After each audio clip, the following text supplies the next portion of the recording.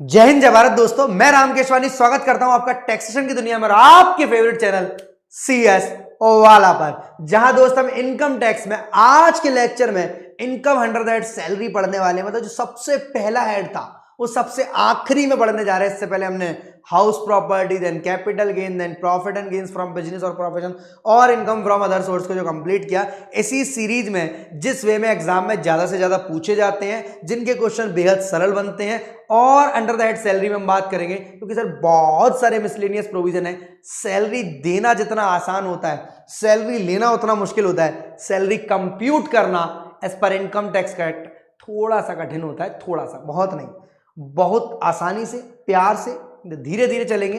आज की इस कहानी में हम लोग सीखने जा रहे हैं सर, सैलरी के लिए बेसिकली कौन कौन सी चीजों का इंपॉर्टेंट तौर पर रोल होता है। That is employer employee relationship. दोस्त बहुत काम की चीज है एम्प्लॉयर एम्प्लॉय रिलेशनशिप, बस एक नाम सी बात है, बस इसी से पूरा काम है पूरे सैलरी चैप्टर का। मतलब अगर ये रिलेशनशिप एग्जिस्ट नहीं करता तो आप उस इनकम को, आप उस पेमेंट को, जो पेमेंट आप दे रहे हो या पेमेंट रिसीव कर रहे हो, उसे आप सैलरी हेड में टैक्सेबल नहीं करा सकते। कॉन्सेप्ट नंबर 2, सैलरी के अलावा यह बहुत बड़ी चीज है, यानी बेसिक सैलरी से शुरुआत होगी। जो बार बार काम में आने वाली चीजें हैं, that is dearness allowance, that is commission on turnover, जिनका काम बार बार आएगा दोस्त, उनको डिटेल में पढ़ेंगे हम लोग। डियरनेस अलाउंस एंड आपका commission on turnover, the most important factor of this chapter. मतलब कई बार हम सैलरी को कंप्यूट करेंगे, वहां इन तीन चीजों का मेजर रोल होगा। डियरनेस अलाउंस भी मैं अगर बात करूं तो रिटायरमेंट बेनिफिट वाला, in terms of retirement type का। नेक्स्ट पॉइंट आपका दोस्त, यहां पर हम कई सारे अलावेंसेस पढ़ने वाले। अलावेंसेस वो पेमेंट होता है लाइक आपका बर्थडे है और बर्थडे पर एक मौसी आपको जो है डेनिम जीन्स और शर्ट दे रही है खुद से लाकर, और एक दे रही है आपको 2000 रुपए, तेरे मन की जो हो वो चीज खरीद ले दो। टी शर्ट और जीन्स जो भी है, टी शर्ट और डेनिम जीन्स, मतलब वो जो पैसे दे रही है वो स्पेसिफिकली उस चीज के लिए दे रही है। अब कॉन्सेप्ट क्या, आप उसको खर्च करते हो या नहीं करते हो उस चीज में, ये डिपेंड करता है। एक मौसी ने तो बोला है खर्च करना पड़ेगा तभी ये पैसे मिलेंगे टाइप, यानी अलावेंसेस, नंबर ऑफ टाइप्स के अलावेंसेस है। यहां पर आपको पेमेंट मिलता है स्पेसिफिकली उस प्रोडक्ट, उस सर्विस पर खर्चा करने के लिए। अब दो केसेस होते हैं, खर्चा करो ना करो, या दो टाइप की चीजें आराम से पढ़ेंगे डिटेल में। अगर जिन मौसी ने आपको गिफ्ट दिया था डायरेक्ट डेनिम जींस, जरूर उसे परक्विजिट्स कहते हैं बेटा। यहां पर परक्विजिट्स, जब वो बेनिफिट दे पर पैसे ना दे, इंप्लॉयर खुद बेनिफिट दे रहा, उसकी हम बात करेंगे अगले लेक्चर में। सैलरी को दो पार्ट्स में हमने तोड़ा है। यहां पर हम सब तरीके के अलावेंसेस की बात करने वाले हैं। जहां पर मोस्ट फेवरेट है हमारा HRA एंड आपके रेट्रेंचमेंट कंपनसेशन, ये अलावेंसेस से बाहर कहानी है। पेंशन, इसके अलावा लीव ट्रैवल कंसेशन, ठीक है। ये सारी चीजें हम लोग यहां पर आज बात करने वाले हैं पूरे के पूरे लेक्चर में। इसके अलावा बहुत सारी चीजें आपकी होने वाली हैं। यहां पर VRS का पेमेंट किस तरह होगा, प्रोविडेंट फंड की क्या कहानी है, SPF, RPF, URPF टाइप की चीजें, सारी चीजों को डिटेल में फटाफट से देख ही ले रहे हैं। हर बार मुझसे जनरली ये गड़बड़ी हो जाती है कि मैं रिकैप में क्या बोलते हैं, टाइप टॉपिक्स ईयर लिख देता हूँ, टॉपिक ईयर में कुछ लिखता ही नहीं। Salary is the recompense or reconsideration given to a person for the pains he has bestowed upon another's business, Stroud's judicial dictionary. मतलब सिंपल सी बात है, जो दर्द वो सह रहा है हमारे बिजनेस में काम कर कर, या हम दर्द सह रहे हैं किसी और के बिजनेस में काम कर कर, कुछ इस तरीके की चीजें, वहां से मिलने वाला पेमेंट सैलरी है। बट ये इनकम टैक्स की डेफिनेशन नहीं है। इनकम टैक्स बोलता है भाई सैलरी के लिए बेसिक एलिमेंट्स इनका होना जरूरी है।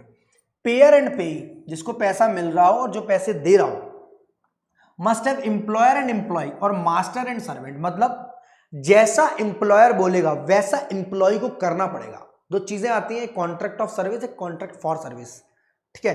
कॉन्ट्रैक्ट ऑफ सर्विस में वहां पर वैसा ही करना पड़ता है एम्प्लॉय को, जैसा एम्प्लॉयर बोलता है, जैसा वो चाहता है, जिस काम के लिए उसने आपको रखा है। साथ में जो जो काम वो आपसे बोल रहा है अपनी फॉर्म अपनी एंटिटी के, वो आपको करने पड़ेंगे। यानी master and servant, master and servant, master and servant वाला रिलेशनशिप, एम्प्लॉयर एम्प्लॉय जिसको बेसिकली बोलते हैं। Payment must have been made by the employer in such capacity. अब पेमेंट कैश और काइंड दोनों में हो सकता है, बट एम्प्लॉयर एम्प्लॉय रिलेशनशिप होना चाहिए, बेसिक सी बात है। Payment in such capacity taxable under the head salary. Payment in such capacity का मतलब ये वाला है एम्प्लॉयर एम्प्लॉय रिलेशनशिप, यानी जब एम्प्लॉयर एज ए एम्प्लॉय आपको पेमेंट दे रहा है, जब एम्प्लॉयर एम्प्लॉय आपको पेमेंट दे रहा है, आपसे जो काम करा रहा है for contract of service, contract of service word पर फोकस करेंगे बेटा, तो आप जिस पेमेंट को रिसीव कर रहे हो एज एन एम्प्लॉय, जैसे आप सीएस बनने के बाद किसी कंपनी में जो जॉब करने वाले हैं, वहां पर आपको जो पेमेंट मिलेगा वो एज सैलरी मिलेगा, टैक्सेबल अंडर दैट सैलरी होगा।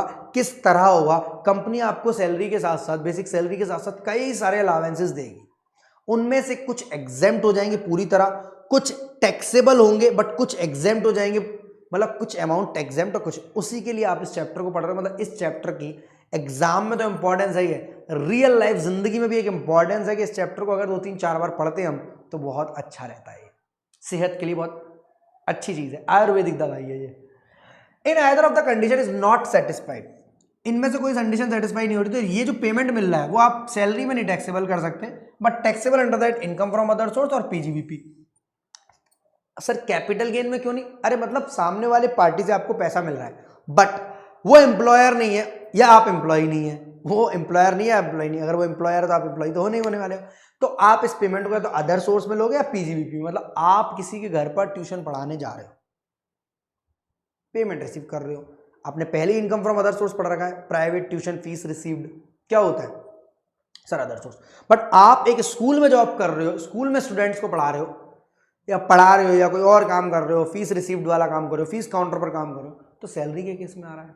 सो पीजीबीपी में कब आता है? जब कॉन्ट्रैक्ट फॉर सर्विस लग जाता है, ठीक है। यानी अगर आपको कोई पेमेंट मिल रहा है किसी इंस्टीट्यूट में, मानो बड़े बड़े पढ़ाने में, बट कॉन्ट्रैक्ट फॉर सर्विस है, एम्प्लॉयर एम्प्लॉय रिलेशनशिप एग्जिस्ट नहीं हो रहा, आपसे कॉन्ट्रैक्ट फॉर सर्विस कराया था, उस केस में पीजीबीपी, ठीक है।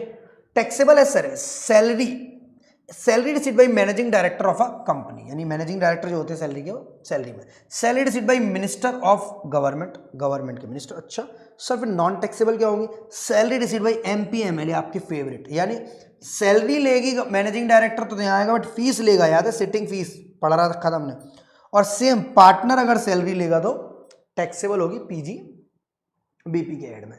यानी अगर कोई पार्टनर अपनी फर्म से, याद होगा आपको salary commission interest on capital, अभी पीजीबीपी पढ़कर आया 2 लेक्चर पहले, अगर कोई पार्टनर अपनी फर्म से पेमेंट लेता है, अगर कोई पार्टनर अपनी फर्म से पेमेंट लेता है सैलरी का, कमीशन का या आईओसी का, भले ही लग ऐसे रहे कि इनकम फ्रॉम अदर सोर्स में चले जाना चाहिए, कमीशन टाइप की चीज़ है, सैलरी टाइप की चीज़ सैलरी में चले जाना चाहिए, इंटरेस्ट टाइप की चीज़ है, बट ये जाएगा सब पीजीबीपी में बेटा। पिछले वाले लेक्चर में किया था, पीजीबीपी वाले लेक्चर में, कि salary received by partner taxable under that PGBP. Word आ गया contract of service versus contract for service, जो मैं आपको बता रहा था। A payment can be constitute as salary only if the payer is the employer and payee is the employee. जिसको मिल रहा है वो एम्प्लॉय है, वो पे जो है वो एम्प्लॉय होना आवश्यक है, उसका एम्प्लॉय होना ही जरूरी है।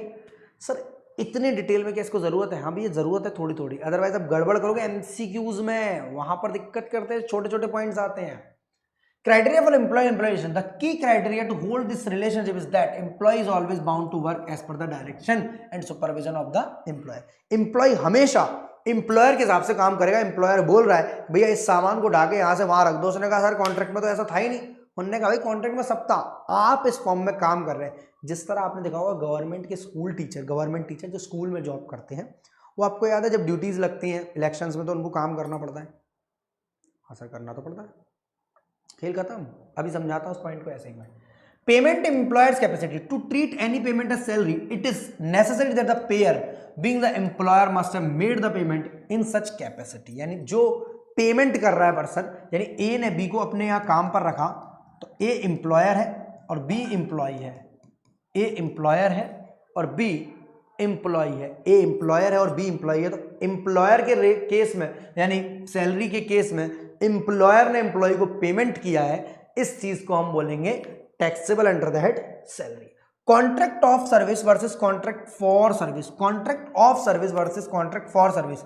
इन contract of service the word सुनना बेटा, of service, the employer can direct and control the duties and the manner of performance, यानी दिन की ड्यूटी छोड़कर रात की ड्यूटी लगा देते हैं आपकी गार्ड लोग, जो भाई लोग होते हैं अपने। Hence employer employee relationship exist in such contract.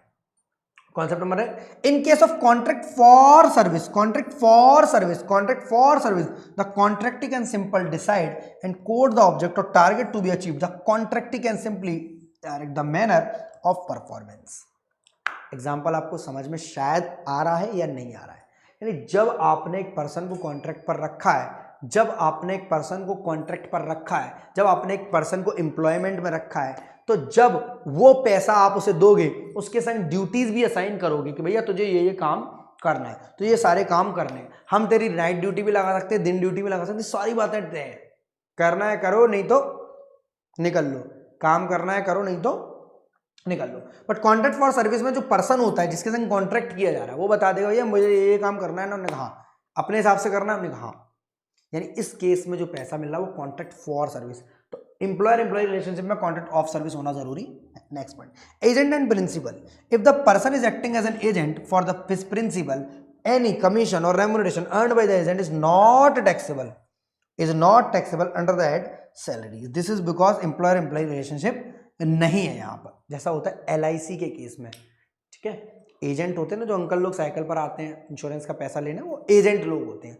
यानी LIC उनका प्रिंसिपल है, LIC उन्हें पैसा देता है, वो एम्प्लॉयर एम्प्लॉय रिलेशनशिप सैलरी की तरह नहीं देता। कमीशन जो भी देता है, सर कमीशन तो हमने यहाँ भी देखा था, आपने भी बोला कमीशन ऑन टर्नओवर। हाँ, ये कमीशन वर्ड से मत बस खुश हो जाना, वो अदर सोर्स का पार्ट बनता है। LIC की कमीशन आपकी other source. Salary received by partner from its fund shall not be taxable, क्योंकि PGBP में जाती है।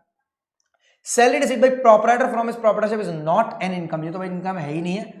As proprietor and proprietorship from are the same person, एक एम्प्लॉयर एक एम्प्लॉय है ही नहीं, तू ही एम्प्लॉयर तू ही एम्प्लॉय। वो अलग बात है, हमने पार्टनरशिप में या कैपिटल अकाउंट ड्राइंग्स अकाउंट बनाते समय, interest on capital interest on drawings निकालते समय हमने इस चीज को देख रखा है कि ये अलग अलग होते हैं, सेपरेट लीगल एंटिटी लगता है। IOC को डेबिट करते हैं और फिर IOC को जोड़ देते हैं। अरे मजा है, वो नहीं भी जोड़ोगे नहीं भी घटाओगे तो भी बैलेंस शीट मैच कर जाएगी।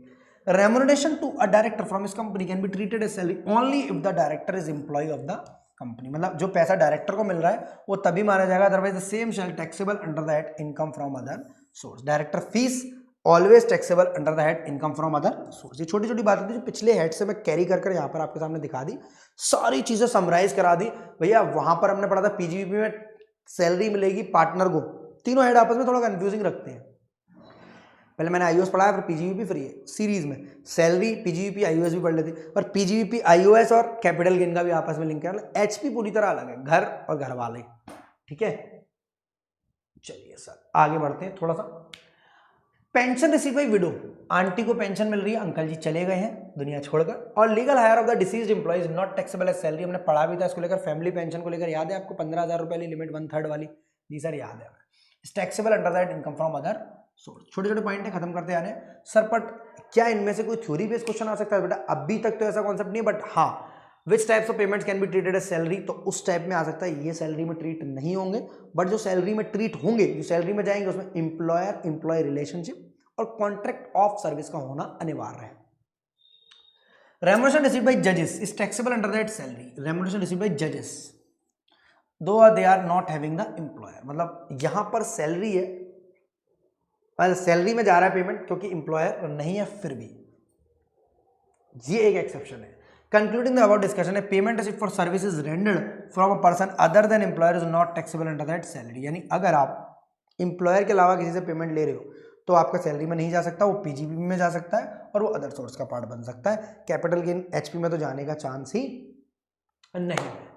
State whether the following receipt should be treated as salary or not. एक टीचर रिसीव कर रहा है emoluments in kind from school in which he teaches. भाई एक टीचर जो है काइंड में एमोलुमेंट्स रिसीव कर रहा है, ठीक है, क्या वो सैलरी मानी जाएगी या नहीं जाएगी? यानी पेमेंट नॉट इन कैश, जो भी चीज़ें मिल रही है वो काइंड में मिल रही है, वो अच्छी अच्छी चीज़ें मिल रही है, कार मिल रही है उनको, स्कूटी मिल रही है स्कूल से, जिसमें पढ़ा रहे हैं। सर पढ़ा रहे हैं तो जाहिर सी बात है सैलरी में टैक्सेबल होगा वो सब, क्योंकि एम्प्लॉयर एम्प्लॉय रिलेशनशिप है ना। Yes, it is immaterial whether salary has been received in cash or in kind। फर्क नहीं पड़ता, या दाम मिले नाम मिले या कार मिले या स्कूटर मिले या स्कूटी मिले, कैश इन काइंड कुछ भी मिल सकता है। A teacher of A college receive fees from A university for checking answer sheets, ये हमने पढ़ रखा था। एग्जाम्पल ये था, मैंने कहा आप सीएस बनने का सीएस वालों की कॉपी चेक करने जा रहे हो, तो इस केस में क्या होगा, तो as employer employee relationship does not exist between payer and payee, college teacher is not the employee of the university, वो कॉलेज का एम्प्लॉय है, such receive taxable under that income from other source. एक छोटे से example से समझाने, इस type के एमसीक्यूज बनते बेटा, प्योर थ्योरी, जो कि मैं नहीं भी कराऊंगा आपको क्लास में या डीपीपी में नहीं भी डालूंगा तो भी आप कर लोगे, मैं डालूंगा, एग्जाम्पल बोल रहा हूं, इन पर हम लोग फ्री के नंबर नहीं छोड़ कर आएंगे। A payment made to the member of parliament और द स्टेट लेजिस्लेचर, यानी किन की बात कर रहा है, एमपी एमएलए, जो पहले ही हमने देख लिया था एम्प्लॉय एम्प्लॉय रिलेशनशिप नहीं है, तो ये काय में जाएगा, आईओएस में। A member of parliament is not treated as employee of the company, हम तो पहले से ही पता है। चलिए आगे बढ़ते हैं। सैलरीज में हम क्या पढ़ने वाले, सेक्शन तो गिने चुने हमारे ये 3 ही है, 15, 16, 17, पर मजा उड़ा देंगे, गर्दा उड़ा देंगे भैया जब हम 17 पर पहुंचेंगे। परक्विजिट्स अलग से कॉन्सेप्ट है, डिटेल में देखेंगे हम लोग। आज हम बात करने वाले सर सैलरी में चार्जिंग सेक्शन जो है वो ये बोलता है कि सैलरी आपको ड्यू हुई हो या रिसीव्ड हुई हो, जो भी पहले आएगा उसके हिसाब से टैक्सेबिलिटी आ जाएगी। मतलब आपकी सैलरी ड्यू हुई है पर 4 महीने से आपके एम्प्लॉयर ने आपको दी नहीं है, हो सकता है दे दी हो पर शो कर रहे हैं दी नहीं है, हो सकता है तुमने ले ली हो पर बता नहीं रहे हो दुनिया को कि तुमने ले ली है सैलरी। यानी आपके एम्प्लॉयर ने आपको सैलरी नहीं दी है बट आपने काम महीना खत्म हो गया तो अभी टैक्सेबल। सर फिर रिसीप्ट क्यों लिखा हुआ है, सर फिर रिसीप्ट क्यों लिखा हुआ है, आपके एम्प्लॉयर ने आपको सैलरी दे दी है और आप सबको बता रहे हो मेरे एम्प्लॉयर ने सैलरी दे दी है, और ये सोच रहे हो कि ड्यू थोड़ी ना हुई है अभी, भाई मैं बता रहा हूं मैंने ले ली है सैलरी, मैंने ले ली है सैलरी उनसे, पर ये सोच रहे हो कि अरे यार अभी महीना थोड़ी ना हुआ है। यानी अभी मैं अक्टूबर चल रहा है, अभी मैंने मानो अक्टूबर नवंबर दिसंबर जनवरी फरवरी मार्च के केस में लास्ट मार्च में अप्रैल मई जून की सैलरी ले ली अगले साल की। एडवांस सैलरी बोलेंगे ना सब, एडवांस सैलरी, एडवांस वर्ड सुनना बेटा, एडवांस अगेंस्ट सैलरी अलग हो जाएगा, एडवांस सैलरी, तो इसको भी हम टैक्सेबल करेंगे क्योंकि ये सेक्शन ऐसा बोलता है। इसके बाद भैया डिडक्शन है यहाँ पर कुछ सेक्शन 16 में, जो कि स्टैंडर्ड डिडक्शन, ठीक है, एंटरटेनमेंट अलाउंस 50,000 की सबको रट गई है, जिसको सेक्शन 115 बीएससी नहीं मिलता उसे नहीं मिलती। प्रोफेशनल टैक्स डेफिनेशन है कई सारी है, पर जितना कम मटेरियल दिख रहा है उतना ही भरपूर है। यानी भंडारे में देख पूरी सब्जी रही है पर यहाँ पर खीर भी है, ठीक है, रायता भी है, ठीक है, पानी भी है, गुलाब जामुन भी है, सारी चीजें धीरे धीरे मिलेंगी, कभी मुंह खट्टा कभी मुंह मीठा हो जाएगा और मजा तगड़ा आ जाएगा। As per section 17 of the income tax act salary includes the following, word देखना बेटा इंक्लूड्स, मैंने क्या सिखा रखा है आपको, जब भी डेफिनेशन इंक्लूड्स है मैं सबको समझ जाऊंगा, मैं सबका सब मेरे, ठीक है, बिन फेरे हम तेरे। यानी salary includes the following, salary के अंदर क्या क्या आता है, सैलरी के अंदर वेजेस आता है, एनी एन्युटी और पेंशन आता है, एनी ग्रेचुटी आता है, fees commission perquisites of profit and use. मतलब कुल मिला के आपको मैं बोल रहा हूं 5,000 रुपया तनख्वाह है आपकी, आपने बोला हमें नहीं करनी नौकरी, मैंने कहा रुको जरा, सुनो जरा, सब्र करो, इसके अलावा मैं आपको कम से कम 1,500 रुपए के कई सारे अलावेंसेस दूंगा।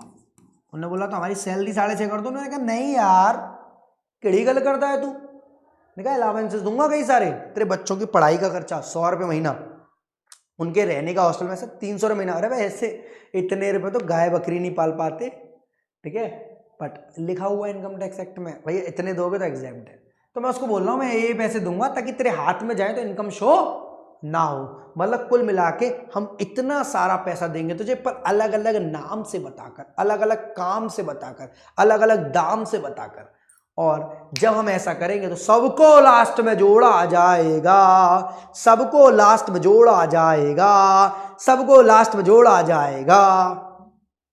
बहुत बढ़िया। Any fees commission perquisite profits in लिeu of salary in addition to any salary और वेजेस, किसी भी टाइप के फीस कमीशन परक्विजिट मतलब benefits to be employer, benefits to the employee by the employer, मतलब एम्प्लॉयर का खुद का स्कूल है, बोलना बच्चे यहीं पर पढ़ेंगे आपके, या तेरे बच्चों को मैं पढ़ा रहा हूँ फीस में जमा करूंगा, कुछ इस टाइप की चीजें परक्विजिट्स। या तू कार ले ले, कार चला, मौज ले जिंदगी, तू लैपटॉप ले जा, तू मोबाइल फोन ले जा, तेरा घर हम किराए पर रहे, तू हम किराए पे, ऐसी चीजें आएंगी। एनी एडवांस ऑफ सैलरी, पहले ही बोल दिया, any payment received in respect of any period of leave not availed, leave not availed, छुट्टी नहीं करेगा तो पैसे मिलेंगे, और कैसे कैसे मिलेंगे ये हम तुझे बताएंगे। The portion of the annual accretion in any previous to the balance at the credit of employer participating in RPF recognise provident fund. याद रखो, प्रोविडेंट फंड पीएफ आपने बहुत सुना होगा। पापा मम्मी अगर जॉब पर है, घर पर कोई जॉब पर है, भैया भाभी चाचा मामी कोई भी जो सैलरी पर है और बोलते पीएफ में इतना पैसा इकट्ठा हो गया, पीएफ का पैसा आएगा जब हम रिटायर होंगे, तो पीएफ का पैसा रिकॉग्नाइज प्रोविडेंट फंड वो भी आपका टैक्सेबल होता है। यहाँ पर किस तरह कैसे याद कर देंगे, 12%, 9.5% अभी से दिमाग में डाल रहा हूँ। Transfer balance and recognise provident fund to the extent it is taxable. सिर्फ टैक्सेबल वाला आएगा बट एग्जेम्पशन वाला नहीं आएगा, बट एग्जेम्प्टेड कितना है ये हमें पढ़ना पड़ेगा। Contribution made by employer in the previous year on the account of employee under a pension scheme referred to in section 80 national pension scheme, Atal Bihari. अब है असली कहानी sir. Salary is chargeable to tax on due or receipt basis whichever is earlier, दोनों में से जो पहले आएगा। अब इसमें एडवांस सैलरी का मतलब क्या है, यानी आप अपने एम्प्लॉयर से अगले अगले महीनों की सैलरी ले लेते हो और फाइनेंशियल ईयर पार कर देता है, यानी 31 मार्च के बाद की भी सैलरी लेते हो। आप अपने एम्प्लॉयर से अच्छा रिश्ता है आपका, बहुत भरोसा करता है आप पर, आप एक एक रुपया उसको ला ला कर देते हो दुनिया से, उसका सामान बेचते हो और उसके बच्चों को घुमाते हो, ठीक है, उसकी वाइफ को सैर कराने ले जाते हो शाम को वॉक पर, तो इसलिए आपका एम्प्लॉयर आपसे बहुत खुश है, तो आपको एडवांस में सैलरी देता है। Salary paid in advance is taxable under that salary in the year of receipt, बेटा in the year of due नहीं, यानी प्रीवियस ईयर भले ही हमारा 22-23 है, असेसमेंट ईयर 23-24 में अगर हमने कोई 23-24 की भी सैलरी 22-23 में ले रखी थी, छोड़ा नहीं जाएगा, इधर आ मेरे पास, तू बंदा है बहुत खास, तेरी निकाल लूंगा मैं सांस अगर तूने टैक्सेबिलिटी को इग्नोर किया। जैसे ही तू पैसा लेगा उससे हम टैक्स ले लेंगे तुझसे। तू पैसा लेगा, तू देखना चाहता है, तू देखना चाहता है मैं पैसा कैसे लेता हूं उससे, हाँ मैं देखना चाहता हूं, तो मैं टैक्सेबिलिटी भी दिखा दूंगा। यानी जैसे ही पैसा लिया इसने, किससे, इससे, इज एन एम्प्लॉयर, थोड़ी शक्ल बनी हुई है इसकी, और ही इज एन एम्प्लॉय, थोड़ा जिंदगी में खुश है, थोड़ा मायूस है, तो खुश इसलिए कि एडवांस सैलरी मिलती है, और दुखी इसलिए कि टैक्सेबिलिटी आ जाती है। सर तो अगर टैक्सेबिलिटी इस साल तो अगली साल ड्यू बेस पर, नहीं यार, डबल टैक्सेशन नहीं है बेटा। 15 महीने की सैलरी अगर टैक्सेबल होगी, आपने 3 महीने की एडवांस ले रखी थी, तो अगली बार नहीं होगी। Such advance salary shall not be included again in the total income when they become due. अभी जो मैंने बोला ये दोबारा नहीं आएगी भैया, एक इनकम पर 2 बार टैक्स लगाना बहुत नाइंसाफी है रे, ये दोबारा नहीं आएगी, एक ही बार आएगी, यानी इन the year of receipt taxable होगी। बट जब हम ड्यू करेंगे इसको, यानी अगर मैंने प्रीवियस ईयर 22-23, समझते हो नहीं समझते हो, पिछले 8 लेक्चरों से मैं आपको प्रीवियस ईयर 22-23 की कहानी पढ़ा रहा हूँ। प्रीवियस ईयर 22-23 यानी 1 अप्रैल 22 से 31 मार्च 23 तक की तो सैलरी ले ली मैंने, हमने 23-24 जो चल रहा है अभी उसकी भी सैलरी 22-23 में ले ली 3 महीने की, तो 15 महीने की सैलरी वहां टैक्सेबल हो जाएगी। बट यहां पर फिर 12 महीने की या 15 महीने की टैक्सेबल नहीं, सिर्फ 9 मंथ्स की होगी। बट अगर 24-25 की सैलरी अभी ले ली तो वो टैक्सेबल होगी। Outstanding salary on due basis, salary following due is taxable under the head salary in the year in which it falls due. यानी भले ही आपका एम्प्लॉयर आपको सैलरी नहीं दे रहा है, मौज ले रहे हो जिंदगी की दोनों लोग, तो क्या आप एम्प्लॉय हो, उसकी वाइफ को सैर कराने में घुमा रहे हो, मैं व्यस्त हो, जिंदगी में मस्त हो, जबरदस्त हो, तो जो भाभी जी दे देती है जिंदगी में खाने पीने को, रोटी बनाने को, उसी से कुछ, आप एम्प्लॉयर से सैलरी की टेंशन नहीं ले रहे हो, तब भी आपकी सैलरी टैक्सेबल होगी, क्योंकि आप काम कर रहे हो ना, उनकी सैलरी नहीं मिल रही, फिर क्यों कर रहे हो। उन्होंने बोला वो तो सैर करा रहा हूँ मैं आंटी को, उन्होंने कहा अच्छी बात है, किसी की सेहत का ख्याल रखना। Such due salary shall not be included again, same बात है, दोबारा थोड़ी ना आएगी।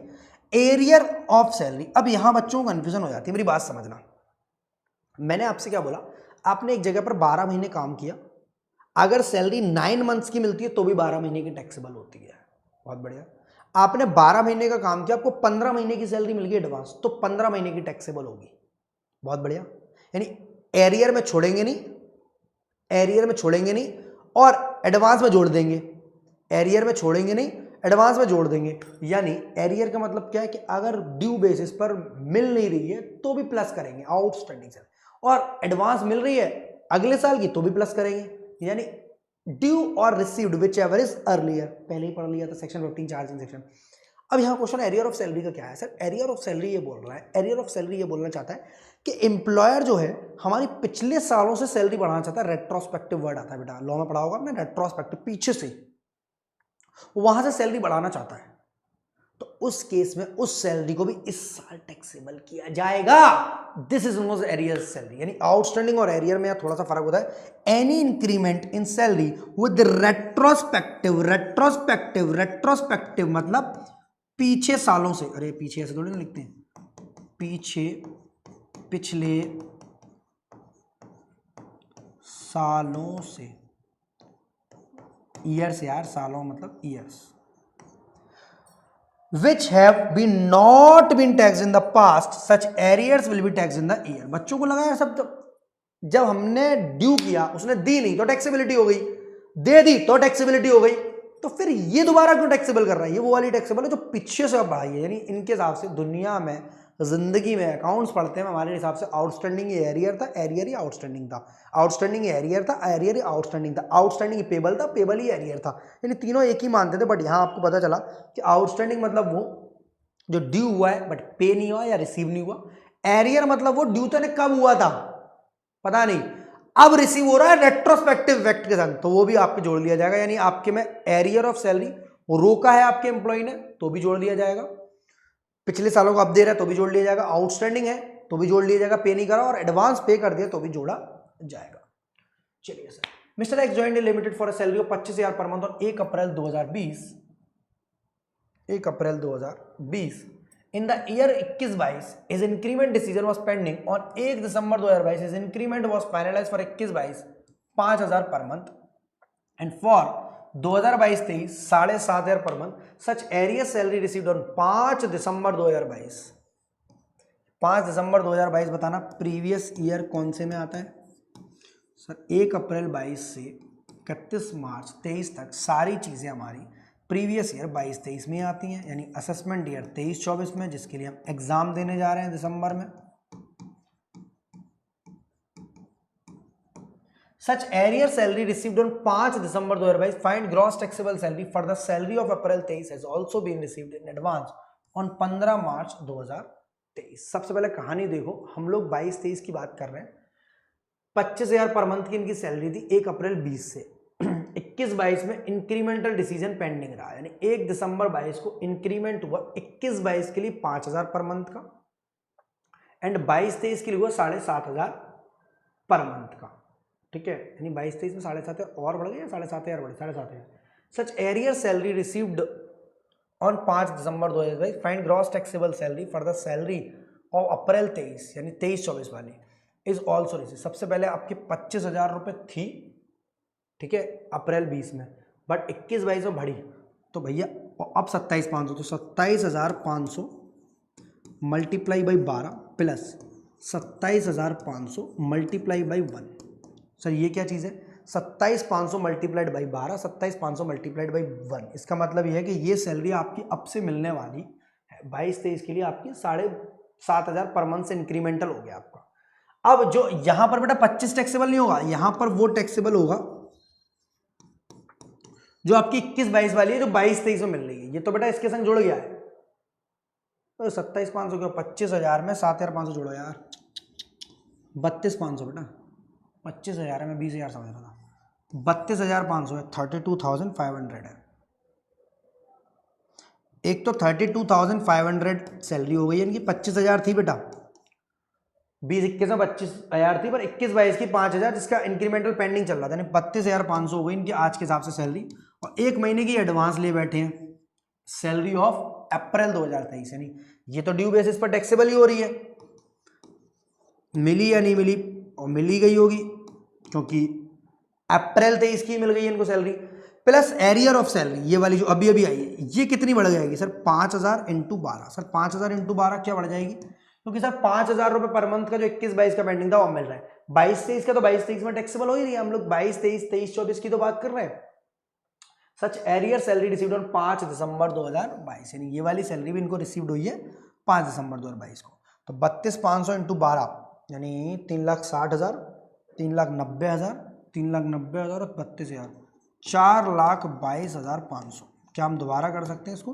32,500 इंटू 13, 3,25,000 ये हो गए सीधे सीधे 3,25,000 और 3,25,000। सर कैलकुलेटर उठा लीजिए, थोड़ा जल्दी हो जाएगा। हाँ मुझे पता है, 25,000 और 97,500, 4,22,500 सही है बेटा, एक बार और कर लेना। 60,000 रुपये आपकी ये टैक्सेबल हो जाएगी। तो बेसिकली ये दोनों चीज़ें टैक्सेबल हो जाएगी। ग्रॉस बोल रहा है, यानी हमसे ये नहीं बोल रहा है इसमें से क्या डिडक्शन वगैरह माइनस होंगी, कुछ भी नहीं। 4,22,500 में से 4,22,482,500। दोबारा देख लेते हैं बेटा क्या कहानी है। ए लिमिटेड 25,000 पर मंथ के हिसाब से चल रहा है। 12 महीने की सैलरी आती 3 लाख और 13 महीने की आती 3,25,000। इंक्रीमेंटल लगा है भाई का 22-23 में 7,500 पर मंथ का, और 5,000 पर मंथ का वो अलग से मिल रहा है, क्योंकि वहां सैलरी तो मिल गई होगी, इंक्रीमेंट के संग यहाँ मिल रही है।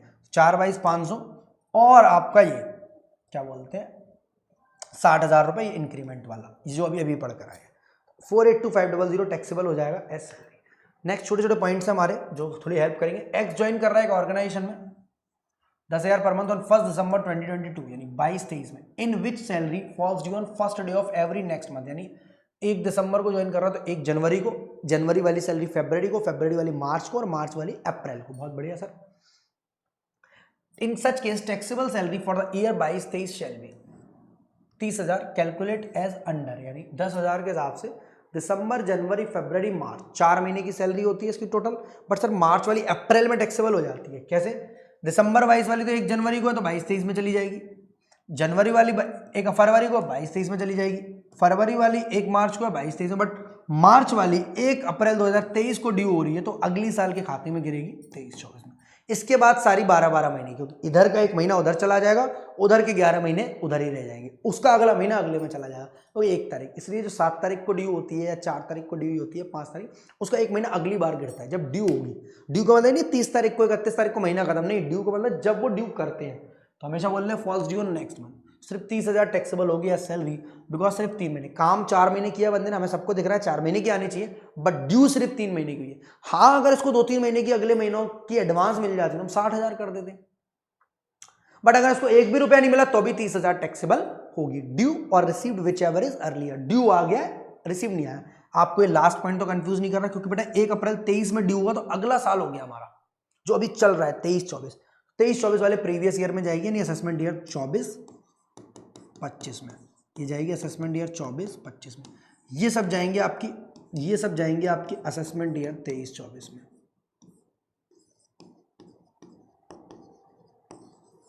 आई होप यहां तक कोई दिक्कत नहीं है। Advance salary versus advance against salary, अगर एडवांस सैलरी ले रहे हो तो टैक्सेबल है, बट एडवांस ले लो अगेंस्ट सैलरी तो दिक्कत है। इसका मतलब क्या है सर, आप अगर सैलरी एडवांस ले रहे हो यानी अगले महीने की सैलरी अब ले लो तो कोई दिक्कत नहीं, बट अगर आप सैलरी पर लोन ले रहे हो, मतलब मानो एडवांस अगेंस्ट सैलरी, सैलरी में से काटते रहना हमारा पैसा कुछ लाइक लोन, वो टैक्सेबल नहीं होगा बेटा। बस सिंपल सी बात है, इतना डिटेल में जाने की जरूरत नहीं, बट क्वेश्चन आ जाता है। Advance salary is taxable whereas advance salary is treated as a loan hence not taxable under that salary. यानी आप किसी फॉर्म में काम कर रहे हो 50,000 रुपये महीने पर, जस्ट एन एग्जाम्पल, आप तो 50 लाख वाले इंसान हो, जस्ट एन एग्जाम्पल 50,000 रुपये पर महीने पर काम कर रहे हो तो 6 लाख रुपये सैलरी होगी, आप उससे 3 महीने की सैलरी एडवांस में लेते हो, 50,000 इंटू 3 1.5 लाख, 7,50,000 हो जाता है। तो that is advance salary, prepaid salary वाला कॉन्सेप्ट, सैलरी एडवांस में ले ली हमने। बट अगर आप 2 लाख रुपए का लोन ले लेते हो, उससे फर्क नहीं है 1.5 लाख 2 लाख में, 2 लाख रुपए का लोन लेते हो कि सैलरी में से काटते रहना, that is advance against salary.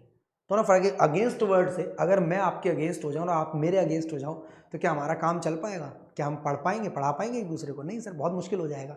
यानी अगर एडवांस के बीच में अगेंस्ट आ गया तो सर कहानी सैलरी नहीं हटके लोन हो जाएगी।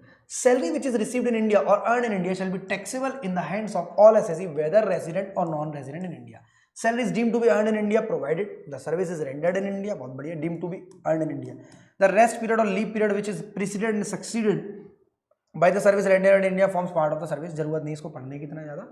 Exception, salary paid to a government employee being a citizen of India is deemed to be accrue or arise in India respective of the place of work, मतलब यहाँ का बंदा है पर कहीं बाहर काम कर रहा है।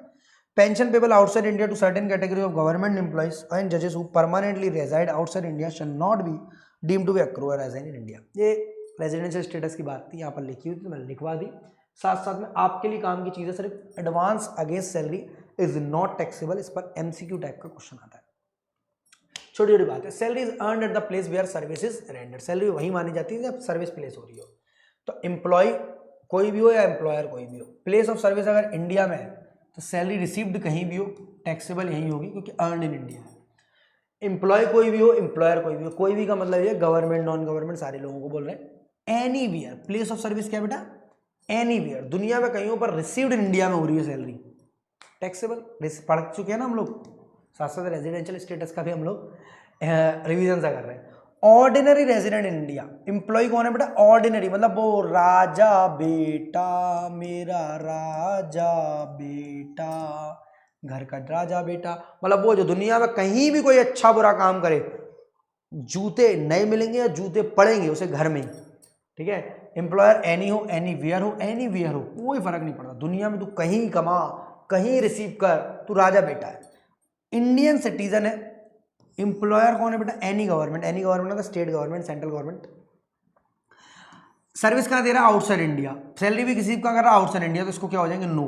क्यों, क्योंकि ये बंदा इंडियन सिटीजन है बट सर्विस बाहर दे रहा है और रिसीव्ड भी सैलरी बाहर कर रहा है, टैक्सेबिलिटी इंडिया में नहीं आएगी। नॉन ऑर्डिनरी नॉन रेजिडेंट, ये कौन है भैया, जमाई राजा है हमारे और पड़ोसी है। तो इस केस में क्या होगा, अगर place of service outside India है पर सैलरी रिसीव्ड एनीवेयर कर रहा है, यानी इस केस में अगेन एम्प्लॉयर एक वाले केस है, तो टैक्सेबिलिटी आ जाएगी हमारे इंडिया में, ठीक है।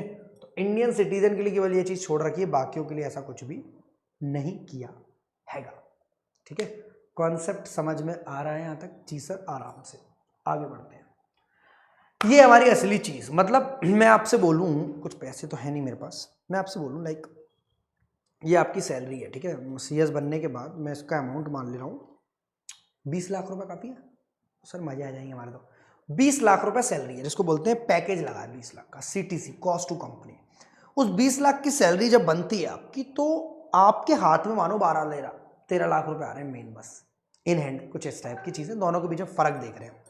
तो जब 20 लाख रुपए तक पहुंचे हो आप, वो इस तरह पहुंचोगे बेटा, यानी आपके खाते में सैलरी बेसिक आनी है कुछ ना कुछ, ठीक है। एग्जाम्पल के लिए 50,000 पर मंथ, बहुत कम ले ली मैंने आपके पैकेज के हिसाब से तो, पर 50,000 पर मंथ। दूसरा फीस आ रही है आपकी मानो 6,000 per month. Commission on turnover आ रहा है मानो आपका 2 लाख रुपए, खूब बढ़ा के लिख रहा हूं मैं, यानी अलग अलग टाइप से पैसे मिल रहे हैं। ये कमीशन ऑन टर्नओवर भी हो सकता है और कमीशन ऑन मंथली कमीशन भी हो सकता है, फिक्स्ड कमीशन भी हो सकता है। इतनी सारी चीजें आ रही हैं आपकी, यानी बोनस आ रहा है, gratuity, leave encashment, pension, retrenchment compensation.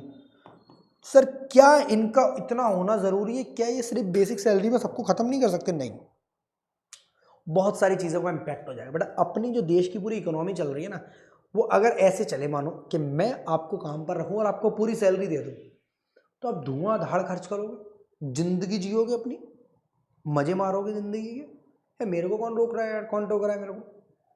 इसलिए इन पेमेंट्स को हम अलग अलग दर्शाते हैं, पहली बात। पॉइंट नंबर 2, जब हम टीडीएस का चैप्टर पढ़ेंगे तो हमें समझ में आएगा कि बेसिक सैलरी को थोड़ा कम रखते हैं, इससे एम्प्लॉय का फायदा होता है। एम्प्लॉयर भी थोड़ी टेंशन से बचता है कि उसे टीडीएस नहीं काटना पड़ता हर एम्प्लॉय का, क्योंकि सैलरी दे रहा है वो मानो ज्यादा 5 लाख रुपए साल, बट फिर भी टीडीएस नहीं काट रहा because basic salary limit cross नहीं कर रही। तो वो चीजें हम वहां पर देखेंगे जब हम टीडीएस का चैप्टर पढ़ेंगे कि इसको ऐसा ही बनाना फायदेमंद है।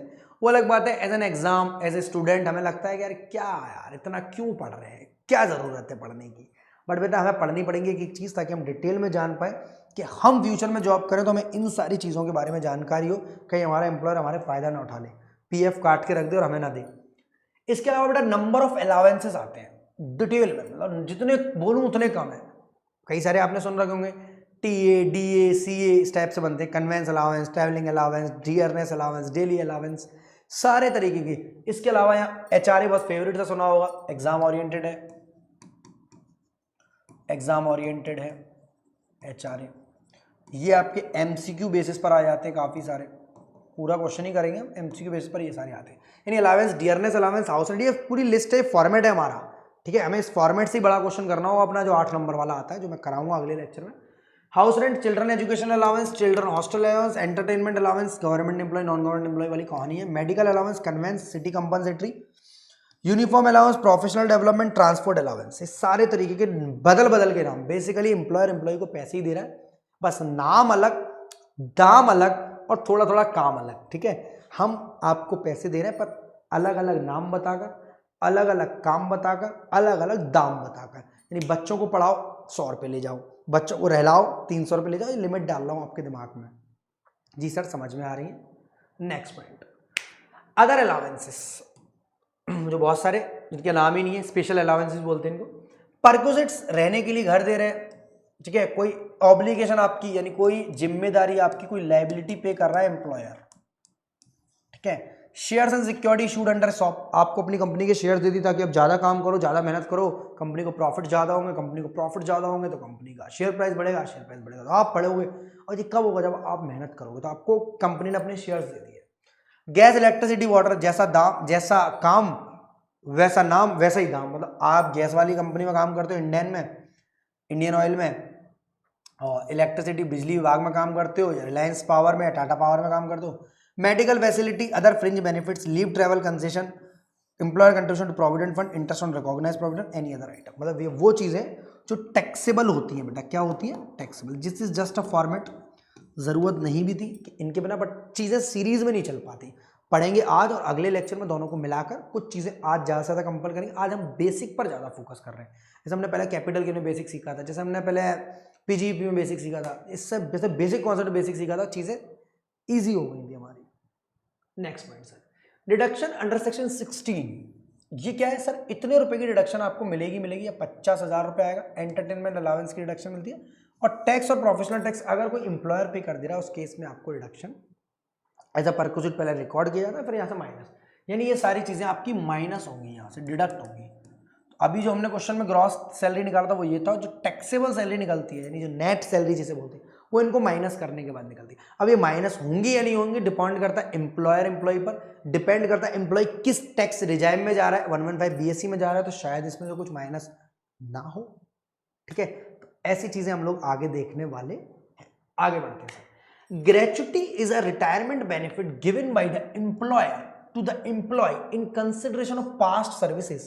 Deals with the exemption from gratuity income. मतलब ग्रेचुटी एक टाइम का रिटायरमेंट बेनिफिट है। आपने हमारे साथ कई साल काम किया, कई अच्छे बुरे दिन देखे आपने कंपनी में, और लास्ट आप जाते हो एम्प्लॉई, अपनी ग्रेचुटी लेते जाना। Such exemption can be claimed by a salaried assessee, यानी आप उस ग्रेचुटी को जब रिसीव कर रहे हो, चांसेस है ये पूरी टैक्सेबल ना हो।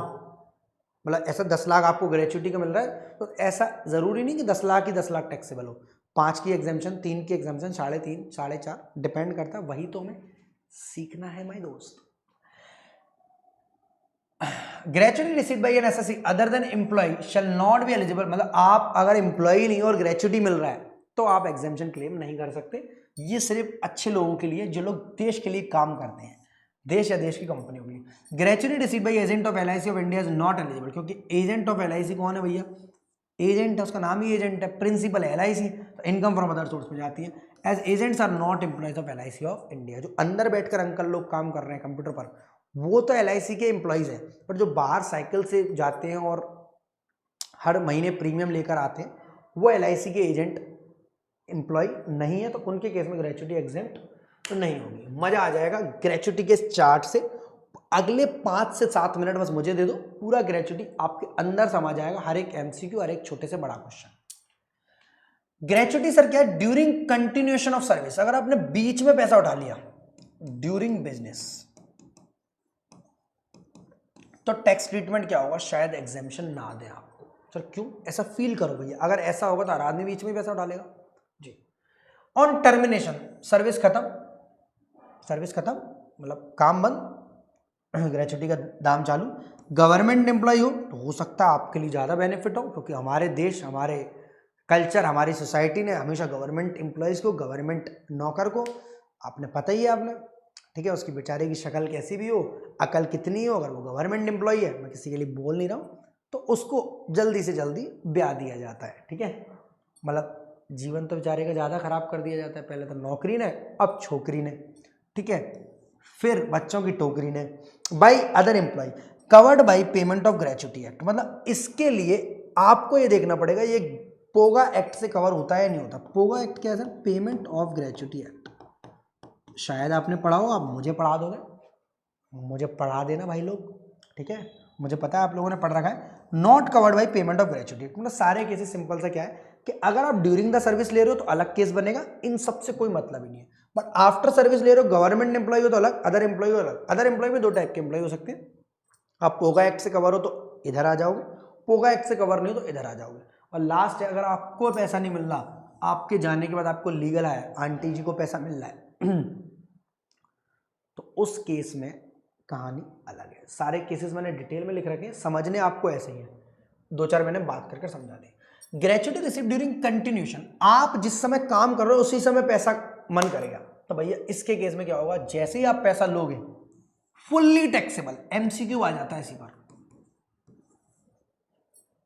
एमसीक्यू आ जाता है कि X an employee in the X private limited और गवर्नमेंट एम्प्लॉय कुछ भी हो टैक्सेबल होगा अगर हमने ड्यूरिंग द सर्विस, सर्विस में 12 साल बचे हैं, सर्विस अभी करोगे, इस केस में टैक्सेबल होगा, खेल खत्म। आप गवर्नमेंट हो, नॉन गवर्नमेंट हो, सरकारी आदमी हो, गैर सरकारी हो, निजी हो, कोई भी हो, आप फर्क नहीं पड़ता आप गवर्नमेंट हो या नॉन गवर्नमेंट। ग्रेच्युटी बेटा डायरेक्ट एमसीक्यूज आते हैं और अभी छोटे क्वेश्चन भी ऐसे ही आएंगे। Gratuity received at the time of termination, काम खत्म दाम चालू। Gratuity received at the time of termination of service by government employee is fully exempt. मैंने बोला था भाई गवर्नमेंट हो तभी तो केस बी में अलग से लिखा था मैंने, गवर्नमेंट हो तभी तो क्या लिखा था, यानी यहां लिखूं मैं फुल्ली टैक्सेबल। सर पहले क्यों नहीं लिखा, अगर पहले लिख देता तो बाद में क्या पढ़ाता तुमको मैं, फुल्ली टैक्सेबल।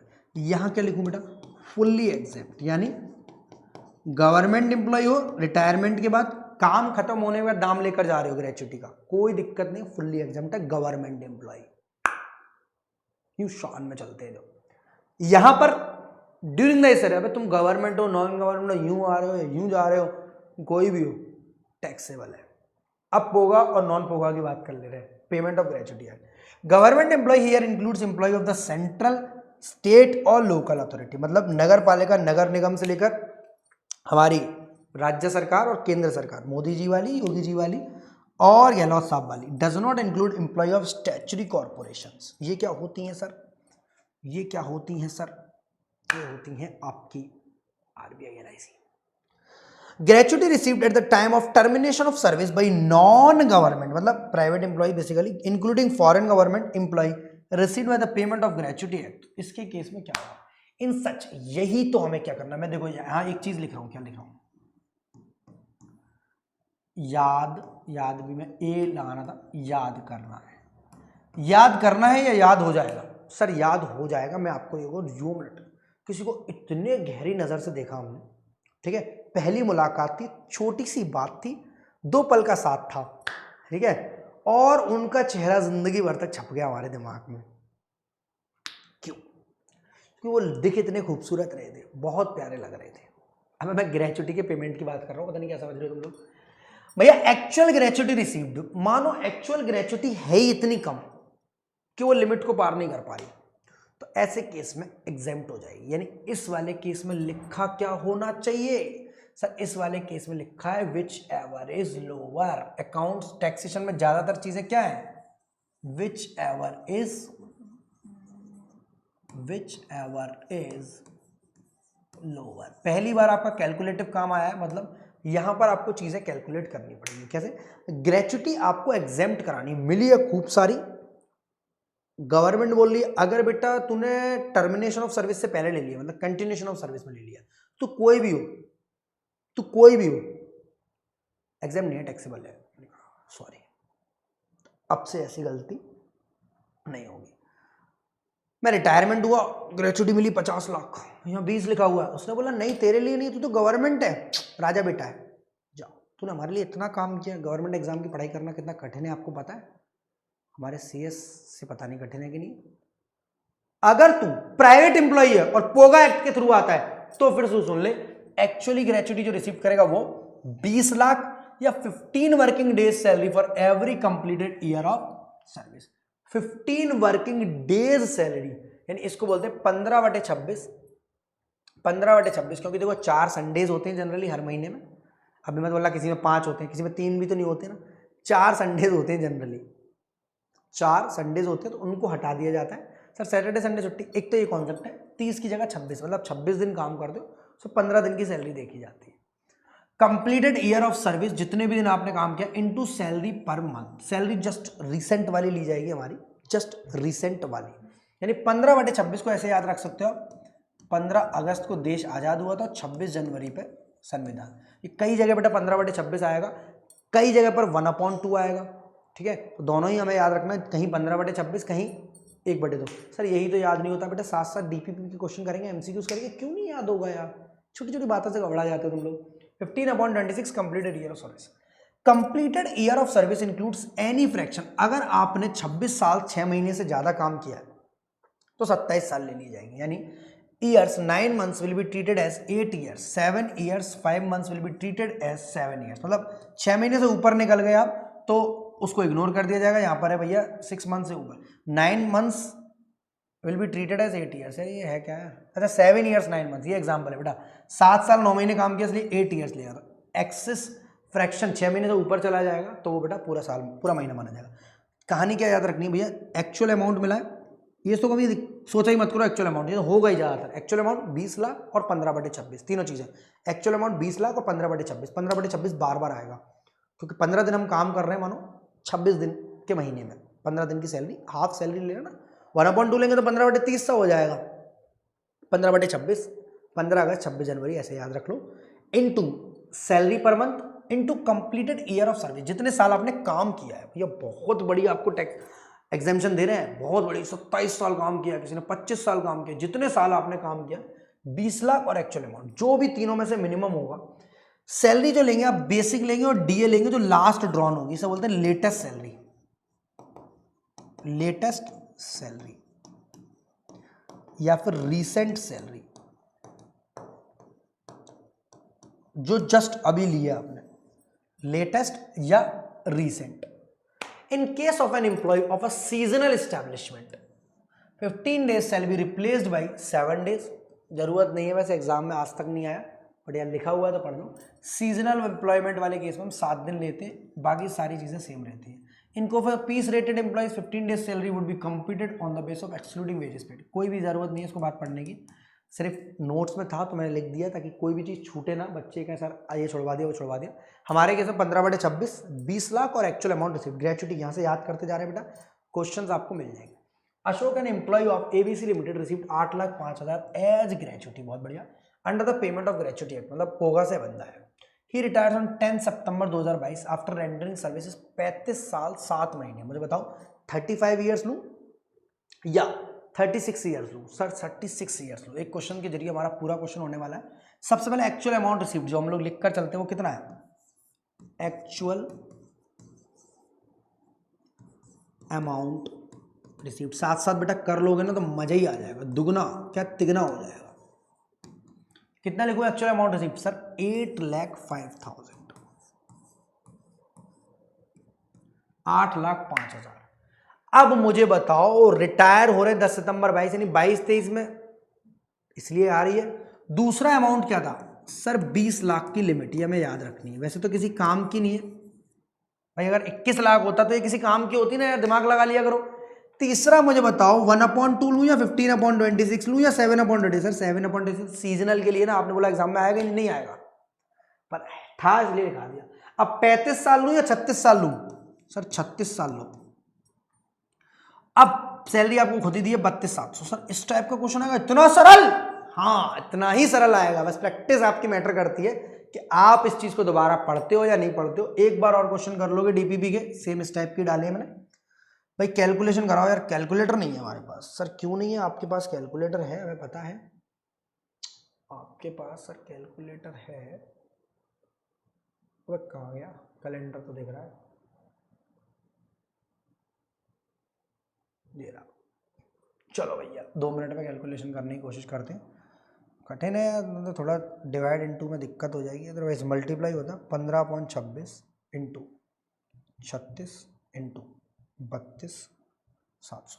ये समझ में आ रहा है 36 साल क्यों लिया बेटा मैंने? हाँ सर समझ में आ रहा है। यानी इसके हिसाब से बैठ रही है 679,153, 679,153, 679 154 ले ले रहे बेटा। एक बार और कर लो यार, इस कैलकुलेटर को मैं ना थोड़ा कम चलाना जानता हूँ, अपना नॉर्मल वाला तो जानता हूँ मैं। दोबारा ले लो, 32,700 रुपये पर मंथ की लास्ट ड्रॉन सैलरी है, मल्टीप्लाई बाई 36 है, मल्टीप्लाई बाई 15 डिवाइडेड बाई 26 है। 679,154, 679,154, 679,154। सेम यही आना है आपके एग्जाम में, यानी सबसे लीस्ट सैलरी कितनी मैं टैक्स वो एग्जाम करा दूंगा 679,154, क्योंकि 8,05,000 से क्या है ज्यादा। अब हमसे क्या पूछ रहा है, calculate the amount of gratuity chargeable to tax. Chargeable to tax क्या हो जाएगी, वो एग्जाम्प्ट हो जाएगी आपकी, ये एग्जाम्प्ट हो जाएगी। तो टैक्सेबल ग्रेच्युटी या ग्रेच्युटी चार्जेबल टू टैक्स एक ही बात है बेटा। टैक्सेबल ग्रेच्युटी, इसमें आपकी 8,05,000 आई थी, माइनस कर दो आप एग्जेम्प्ट वाली 679,154। ये कैलकुलेशन तो आराम से हो जाएगी। 154 उधर है तो यहाँ आ जाएगा 846, ठीक है। 6,80,000 गए, 8,05,000 में से 1,25,846, 1,25,846, 8,05,000 माइनस 6, अबे तभी मैं तो ये परेशान नहीं करता हूँ, 679,154, 125,846, 125 बेटा 846, that is taxable, that is taxable. करा के दिखा दिया मैंने आपको, टैक्सेबल आपकी है। आगे बढ़ते हैं सर। सर ये कंप्लीट है बिल्कुल बेटा। 15/26 लेना था मैं, पीछे देख के आए थे। 36 साल काम किया उसने, 35 साल 7 महीने अंकल जी ने काम किया, अशोक जी ने, मामा है मेरे, ठीक है। 36 मंथली 20 लाख रुपए लिमिट थी। अगर 10 लाख होती तो भी किसी काम का, क्योंकि इससे तो कम, इससे तो ज्यादा है ना लिमिट। अगर 5 लाख होती तो हम लिखते भैया यहाँ पर, तो कोई काम की भी चीज थी। ये 21 लाख होती तो लिखते, किसी काम की भी होती। चलिए sir, gratuity received at the time of termination of service by non government, बहुत बढ़िया। तो गवर्नमेंट के लिए तो फुल्ली एग्जाम्प्ट है, including foreign government not covered under the POGA. POGA मतलब पेमेंट ऑफ ग्रेच्युटी एक्ट। इनके लिए क्या कहानी है, by non government employee being not covered under the payment of gratuity act shall be exempt to the from. बस सिर्फ एक चीज बदलेगी, एक्चुअली ग्रेच्युटी रिसीव्ड सेम रहेगी बेटा, 12 लाख वो 20 लाख एग्जैक्ट सेम रहेगा। केवल मैंने बोला था ना यहाँ पर 1/2 आएगा, यानी ये लोग यहाँ पर 15/26 की जगह 1/2 कर लेते हैं, 15/30 टाइप की चीज। आधे महीने की सैलरी, जितने साल कंप्लीट किए सर्विस के उतने एवरेज सैलरी पर मंथ। इनके एवरेज सैलरी में थोड़ा सा याद रखने लायक चीज है, जो कि कई जगह पर काम आएगी हमारे। एवरेज सैलरी पर मंथ याद रखने लायक चीज है।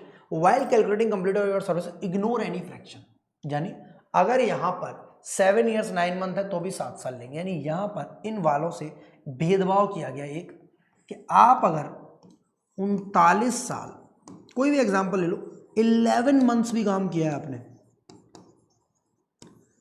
तो भी आपके 40 साल नहीं माने जाएंगे। कितने माने जाएंगे? 39 में। छोटे छोटे एमसीक्यूज बेटा पूछता है, मैंने बहुत सारे डाले हुए हैं। 39 ईयर्स डाले जाएंगे। कितने माने जाएंगे? 39 ईयर्स। ऐसे वाले केस में 39 ईयर्स। इनके संग एक भेदभाव ये किया। दूसरा भेदभाव इनका क्या है? Basic. Average salary here means basic plus DA. DA कौन सा वाला? हैशटैग लगा रखा है, retirement benefits. Commission being a fixed percentage on turnover, मतलब जो सेल्स पर आपका कमीशन मिलेगा, लास्ट 10 मंथ की average salary immediately preceding the month of retirement. यानी अगर किसी का रिटायरमेंट यहां पर 18/ऑब्लिक है बेटा, 18 नवंबर 2022 है, तो ऐसे केस में हम 18 नवंबर को छोड़ दो, आप नवंबर को छोड़ दो, तो पीछे 10 महीने कौन से होंगे? जनवरी, फरवरी, मार्च, अप्रैल, मई, जून, जुलाई, अगस्त, सितंबर, अक्टूबर। 10 महीनों की आपकी एवरेज सैलरी जनवरी से अक्टूबर ली जाएगी। यानी भले एक इस फाइनेंशियल ईयर की हो, एक उस फाइनेंशियल ईयर को। यानी अगर हम नवंबर 22 को रिटायर हो रहे हैं, 18 नवंबर 2022 को रिटायर हो रहे हैं, तो पीछे जाएंगे तो अक्टूबर पड़ेगा। अक्टूबर, सितंबर, अगस्त, जुलाई, जून, मई, सर रुक क्यों गए? अप्रैल उल्टा जाने में दिक्कत होती है, मार्च, अप्रैल, मार्च उस वाले फाइनेंशियल ईयर में चलेगा 21-22 में। ठीक है, अभी तो 22-23 में चल रहे थे, अब किस में चलेगा बेटा? 21-22 में। कॉन्सेप्ट समझ में आ रहा है? तो पिछले 10 महीनों की सैलरी, हाँ, यहीं से बेटा दोनों में फर्क समझ में आता है। पहला फर्क क्या है? गवर्नमेंट एम्प्लॉय हो, फुल्ली एग्जेम्प्ट है। नॉन गवर्नमेंट पोगा वाले हो तो 15/26, बाकी दोनों चीजें सेम है, उन मत रटो।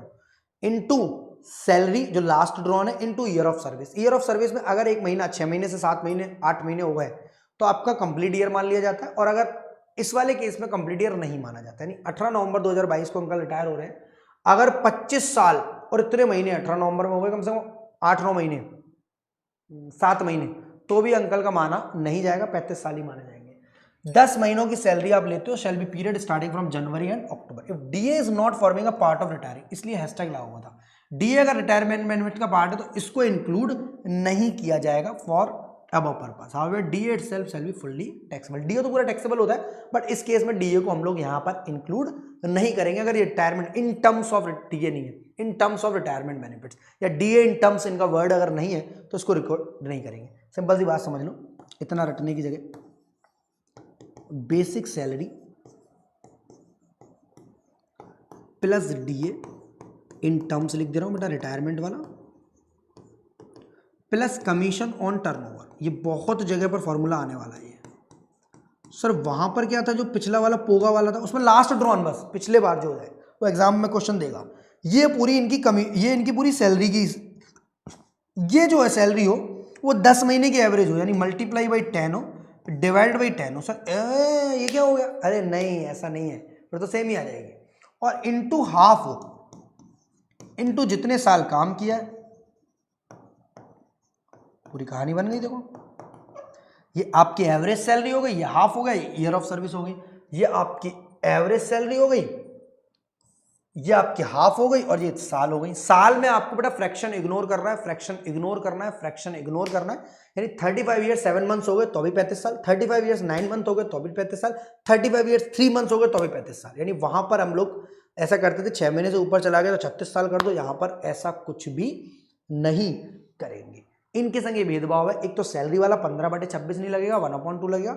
10 महीने की सैलरी लेनी पड़ेगी जिसमें बेसिक सैलरी हो, डियरनेस अलाउंस इन टर्म्स हो, और कमीशन ऑन टर्नओवर हो। तीनों चीजों का जोड़कर sum multiplied by 10। Sir multiplied by 10, multiply by 10 का मतलब ये, मानो इस महीने की 8 महीने की सैलरी थी 25,000 के हिसाब से, पर पहले थी 22,000 के हिसाब से, तो 2 महीने की उसकी लाएंगे हम, इसलिए उनको जोड़ेंगे। इसलिए ऐसा करा गया कि 10 मंथ की आपको average salary plus DA in terms, commission on turnover, जो भी इनका बनता है पिछले 10 महीनों का डेटा देगा आपको, अगर लॉन्ग क्वेश्चन आएगा, जोड़कर डिवाइड बाई 10 कर दोगे आप, मल्टीप्लाई हाफ, और years of service. Years of service में फ्रैक्शन क्या करना है दोस्त, इग्नोर करना है आपको।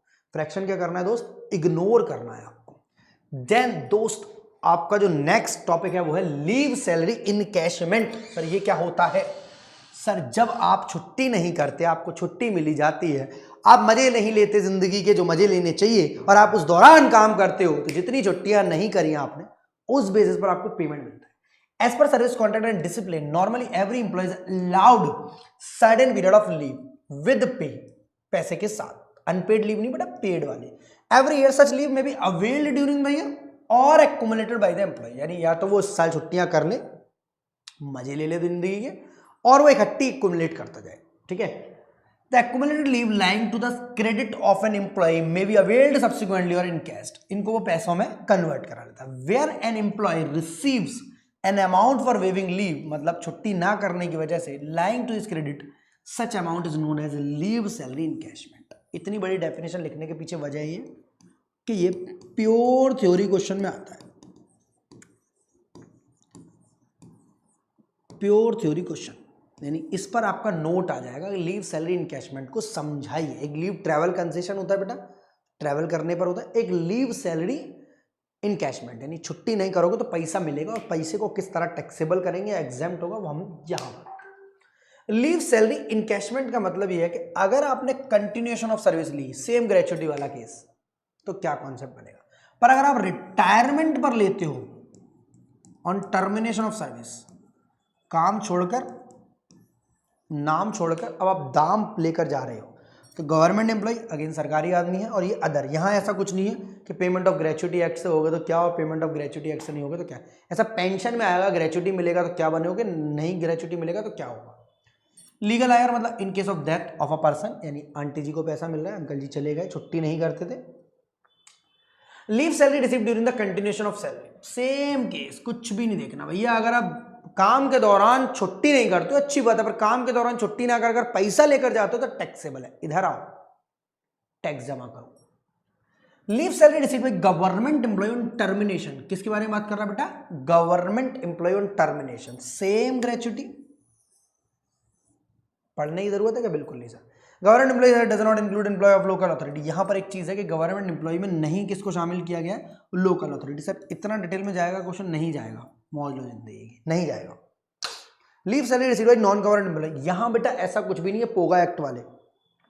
Eight the time of termination of service leave salary received by a non government, यानी प्राइवेट एम्प्लॉय की बात कर रहा है, including employed of foreign government, ऊपर वाले लोकल अथॉरिटी जो वहां नहीं आए वो यहां आएंगे, और public sector undertaking is exempted to the minimum. जैसे वहां पर वाली लिमिट अभी बताओ ना, आगे का पढ़ते जाओगे तो पीछे का भूलते जाओगे। Sir actual amount receive 20 lakh, 15/26 POGA act वाले, और 1/2 एवरेज मंथ सैलरी, उसमें लास्ट ड्रॉन सैलरी, इसमें 10 महीने की सैलरी जिसमें बेसिक सैलरी लिया जाता है, डियरनेस अलाउंस इन टर्म्स लिया जाता है, और my friend commission on turnover.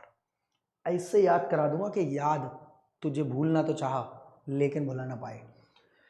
Actual amount received as leave salary, जो भी पैसा आपको मिल रहा है, यानी अगर ये कम हुआ तो यही वाला 3 लाख, और 10/X, 10 यहां पर 10 मंथ की average salary, 10 average salary per month through the maximum of 30 days. यहां पर बेटा ये है कि आपकी जो लीव है वो पर मंथ, पर ईयर जो है 30 डेज ऑफ सर्विस ली जाएगी। Average salary for every completed year of service subject to deduction of actual leave during the terms of service. मतलब अगर आपका एम्प्लॉय 40 दिन की छुट्टी देता है तो भी आपको 30 ही काउंट करी जाएंगी यहाँ पर as per income tax act. Academically, 1 by completed year of service minus leave actually taken in terms of month into average salary per month, यानी एक साल में कितनी छुट्टियां मिली हैं, जितनी आपने एक्चुअली टेकन कर ली हैं उनको हटा दिया जाएगा, यानी leave availed minus leave taken, तो बची हुई रिमेनिंग लीव्स हो गई कि जिसको आप इन कैश करा रहे हो। Average salary means basic plus DA, DA पे हैशटैग लगाए, मतलब इन टर्म्स ऑफ एम्प्लॉयमेंट, यानी वो रिटायरमेंट बेनिफिट। कमीशन वही वाला जो टर्नओवर, मतलब ज्यादातर सैलरी की डेफिनेशन में इस चीज को इंपॉर्टेंस दी है, basic salary, DA in terms, और कमीशन ऑन टर्नओवर। चैप्टर खत्म होते होते अगर बहुत सारी चीजें भूल जाओगे तो ये जरूर याद रहेगा कि ज्यादातर जगह पर जहां पर कमीशन सैलरी लेने की बात करिए 15/26 और ये 1/2 बेसिक सैलरी, डीए और ये कमीशन टर्नओवर, 15/26 गलत बोल दी मैंने बेटा, वो उसके लिए था लास्ट ऑन salary, being last 10 month salary ending on the date of retirement superannuation. If an employee retires on 18 November 2022 then 10 months average salary shall be period starting from 19 January, same अभी पढ़ कर आए हम लोग, and ending on 18 November 2022। If DA is not forming a part of retirement benefit, उसको नहीं लिया जाएगा, हालांकि वो अलग से टैक्सेबल होता है। कंप्लीटेड ईयर की जब बात करूं तो इग्नोर एनी फ्रैक्शन, कैसा इग्नोर? जैसा वहां पर भेदभाव हुआ था वैसा भी यहाँ होगा कि 10 ईयर्स 9 मंथ है फिर भी हम 10 साल लेंगे, जैसा पोगा के केस में हुआ था। जो लोग पोगा से रिलेट नहीं करते, जो नॉन गवर्नमेंट एम्प्लॉय है but payment of gratuity act को नहीं मानते, उनके केस में जैसा भेदभाव था वैसा ही भेदभाव यहाँ। अमाउंट मैक्सिमम कितना हो सकता है? 3 लाख रुपए बस, वहां 20 लाख था, यहाँ 3 लाख है, ठीक है। इससे रिलेटेड डीबीबी में क्वेश्चन डाल रखा है। अब हम सीधे चलते हैं, leave encashment from more than 1 employer वगैरह, भैया एग्रीगेट डिडक्शन 3 लाख ही है। Earlier deduction for leave placement जरूरत नहीं है इसको पढ़ने की। Leave salary to the legal heir, तो इस वाले केस में क्या होगा भैया? टैक्सेबल नहीं करी जाएगी, ये अच्छा काम किया, ये टैक्सेबल नहीं करी जाएगी। जिस तरह गवर्नमेंट एम्प्लॉय की टैक्सेबल नहीं करी जाएगी, उस समय ये अगर आप ड्यूरिंग द टर्मिनेशन ले रहे हो, during the continuation of service ले रहे हो तो टैक्सेबल है, चाहे गवर्नमेंट हो या नॉन गवर्नमेंट हो। चलिए सर, पेंशन जो नहीं देती है टेंशन, मतलब जिंदगी के बाद भी और जिंदगी के साथ भी, यानी जिंदगी चल रही है, रिटायर हो चुके हो तो पेंशन आती रहती है हर महीने, उसे बोलते हैं बेटा अनकम्यूटेड पेंशन, बार बार बार बार बार बार बार बार, हर महीने हर महीने हर महीने। और एक होती कम्यूटेड पेंशन, हमें कम्यूटेड पेंशन को एग्जेम्प्ट करा सकते हैं इस तरीके से। किस तरीके से? अनकम्यूटेड है तो टैक्सेबल होगी, जिस तरह आप during the course of service पैसा ले रहे थे हर महीने, हर बार ग्रेच्युटी का या लीव इनकैशमेंट का, तो टैक्सेबल था, चाहे गवर्नमेंट हो या नॉन गवर्नमेंट हो। अगर ड्यूरिंग द, यहाँ पर पेंशन तो हमेशा रिटायरमेंट के बाद ही मिलती है, बट कम्यूटेड अनकम्यूटेड का चक्कर डाल रखा है यहाँ पर। देखो क्या पेंशन मीन्स, इस पर नोट आ सकता है इसलिए मैंने इसका प्योर थ्योरी डाल रखा है, लीव इनकैशमेंट की तरह प्योर थ्योरी नोट आ सकता है बेटा। A period payment received by an employee after his retirement, after his retirement ही मिलती है। Employer allows to withdraw lump sum amount, lump sum मतलब इसका नाम यहां पर हो जाएगा commuted pension। क्या हो जाएगा बेटा? commuted pension। क्या नाम हो जाएगा बेटा इसका? commuted pension as the present value of periodical pension when pension is received periodically it is known as uncommuted. बार बार मिलने वाली पेंशन को उस पर पूरा नोट लिख कर आ सकते हो, जब लमसम में मिलेगी तो उसका नाम हो जाएगा कम्यूटेड, मैंने पहले लिख दिया। Such lump sum amount is determined considering factors like the age and health of the recipient, rate of interest. मतलब ये कम्यूटेड जो इकट्ठी आप ले लेते हो इस पर कुछ फर्टेन फैक्टर्स हैं, एज, हेल्थ और इंटरेस्ट, रेट ऑफ इंटरेस्ट। हटाइए इन सबको। चलिए पेंशन के केस में अनकम्यूटेड है तो केस है जहां तक हमें लगता है टैक्सेबल ही होगा हमेशा इस तरह। ये चार्ट्स आपकी हेल्प करेंगे बेटा लास्ट में। कम्यूटेड है तो गवर्नमेंट एम्प्लॉय का केस में क्या होगा और अदर एम्प्लॉय के केस में क्या होगा। एसएससी रिसीव्ड ग्रेचुटी होगा तो ये, और रिसीव्ड ग्रेचुटी नहीं होगा तो ये। जैसे वहाँ पोगा एक्ट लग रहा था 15/26, नहीं लग रहा था तो 1/2 of average month salary of 10 pass year basic plus DA, भूलने नहीं दूंगा, in terms plus commission on turnover. और यहाँ पर आपकी लास्ट ड्रॉन सैलरी ले रहे थे, याद है आपको 15/26 वाले में? जी सर। गवर्नमेंट एम्प्लॉय के केस में फुल्ली एग्जेम्प्ट था ग्रेचुटी और ये टैक्सेबल था इन ऑल केसेस। पढ़ते हैं भैया, इज फुल्ली टैक्सेबल। सबसे मजेदार भैया, आप लीव सैलरी के पैसे घर ले जाओगे, कोई भी हो तू, अब आप प्राइम मिनिस्टर है तू, ठीक है, इस तरीके से बोलते ना बाबू भैया, तो उस केस में आप फुल्ली टैक्सेबल हो, चाहे लीव सैलरी के पैसे घर ले गए हो, चाहे आप अनकम्यूटेड पेंशन के पैसे बार बार ले रहे हो, गवर्नमेंट एम्प्लॉय हो, नॉन गवर्नमेंट एम्प्लॉय, हर महीने पैसे खाने की आदत पड़ रही है तो भैया टैक्सेबल कराओ। तीसरा, ग्रेचुटी आप during the course of service ले गए हो, वो भी taxable in the hands of all employees, फर्क नहीं पड़ता। अनकम्यूटेड पेंशन रिसीव्ड, अनकम्यूटेड की बात कर रहे थे बेटा, हर महीने वाली, by a government employee, fully exempt. मजे आ जाते हैं, सरकारी हूं इसलिए तो थोड़ा अहंकारी हूं।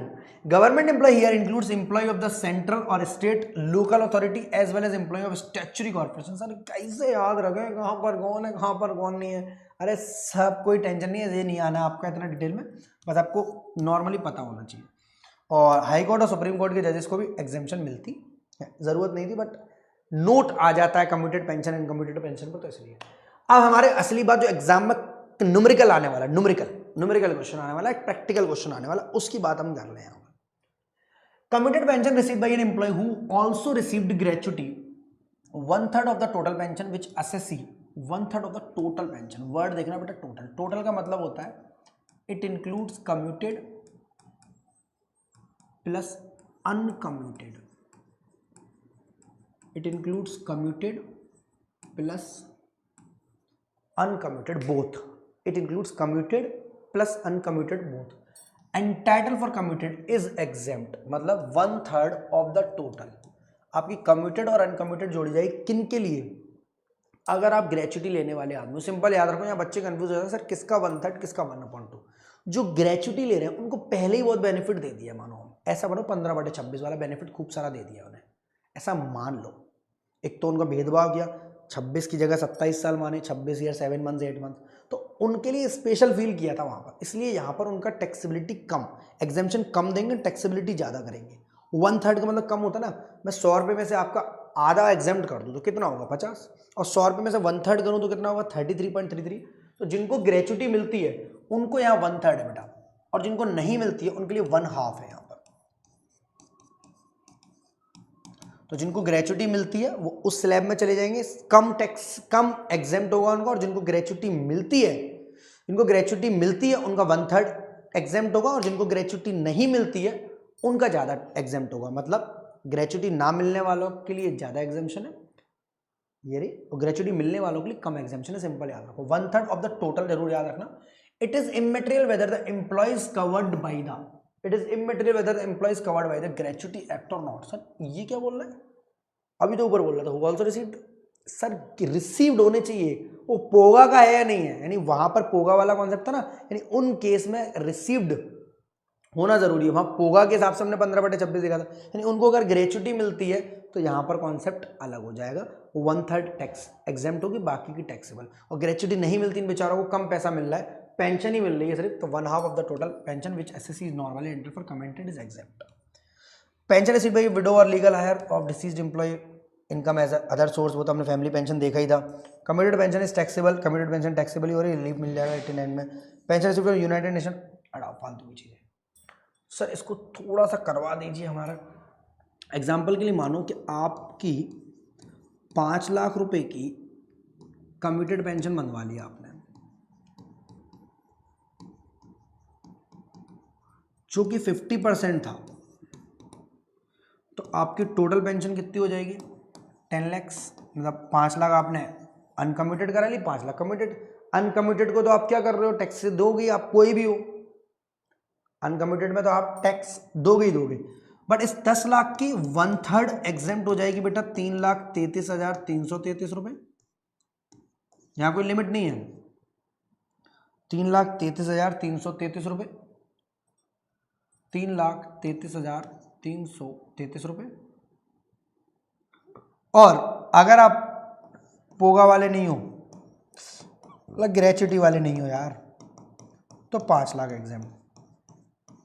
सर ये तो जुगाड़ बढ़िया है, शायद पूरी की पूरी एग्जाम हो जाए। हाँ, सेम केस ही बता रहा था मैं आपको, यहाँ हाफ एग्जाम है, 1/3 है। इस टाइप से क्वेश्चन डाले हुए मैंने डीपीपी में। नेक्स्ट, रेट्रेंचमेंट कंपनसेशन होता क्या है भैया? पहले बात, किसी को पैसे देने की बात कर रहे हैं, शायद निकाल रहे हैं या निकल रहा है। Retrenchment means cancellation of contract for service by employer. Employer उसे मना कर रहा है, अब तुम जाओ, मैं अपनी दुकान बंद कर रहा हूँ, फैक्ट्री बंद कर रहा हूँ। Any compensation received by worker at the time of retrenchment. बेटा रिटायरमेंट नहीं है, रेट्रेंचमेंट, बीच में ही छोड़कर जा रहा है employer.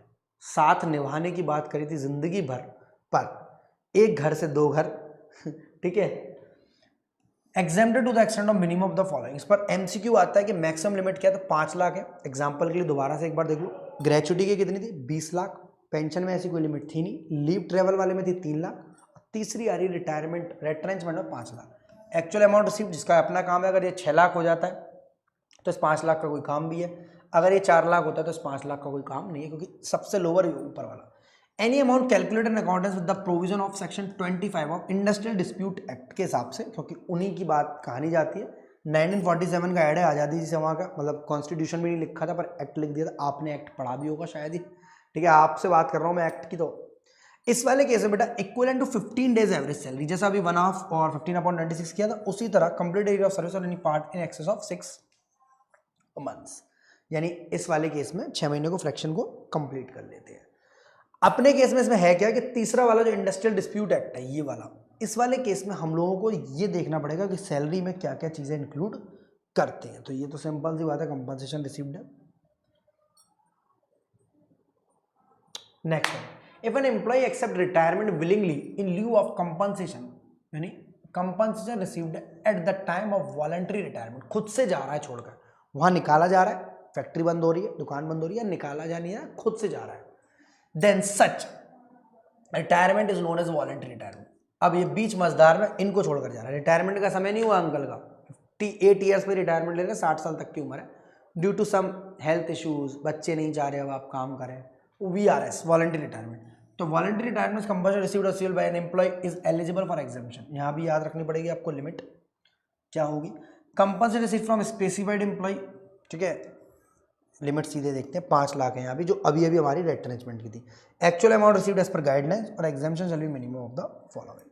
Compulsory received as per VRS framed in accordance with prescribed guidelines. फर्क नहीं पड़ता प्रेस्क्राइब्ड गाइडलाइंस क्या होती है।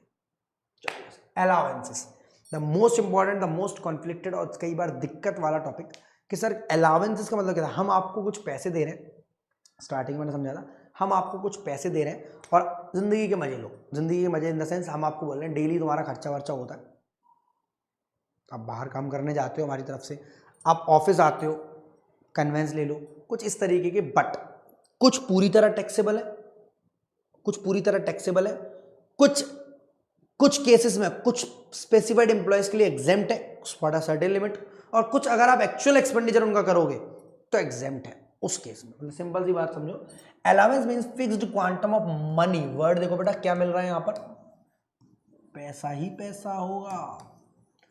इन एडिशन टू सैलरी, सैलरी के अलावा टू मीट पर्टिकुलर रिक्वायरमेंट, आपके काम के लिए। The name of particular allowance में रिवील, यहां पर एग्जाम में जो क्वेश्चन सबसे ज्यादा आता है वो आता है HRA का,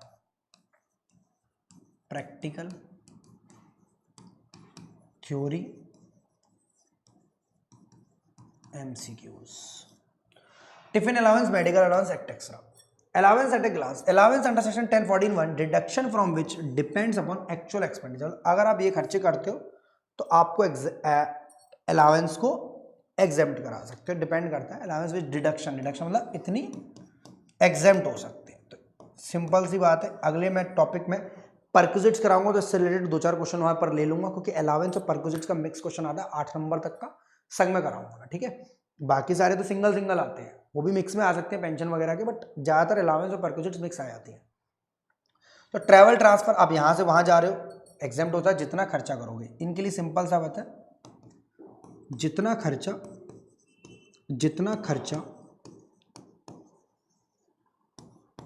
उतनी एग्जेम्पशन का चर्चा,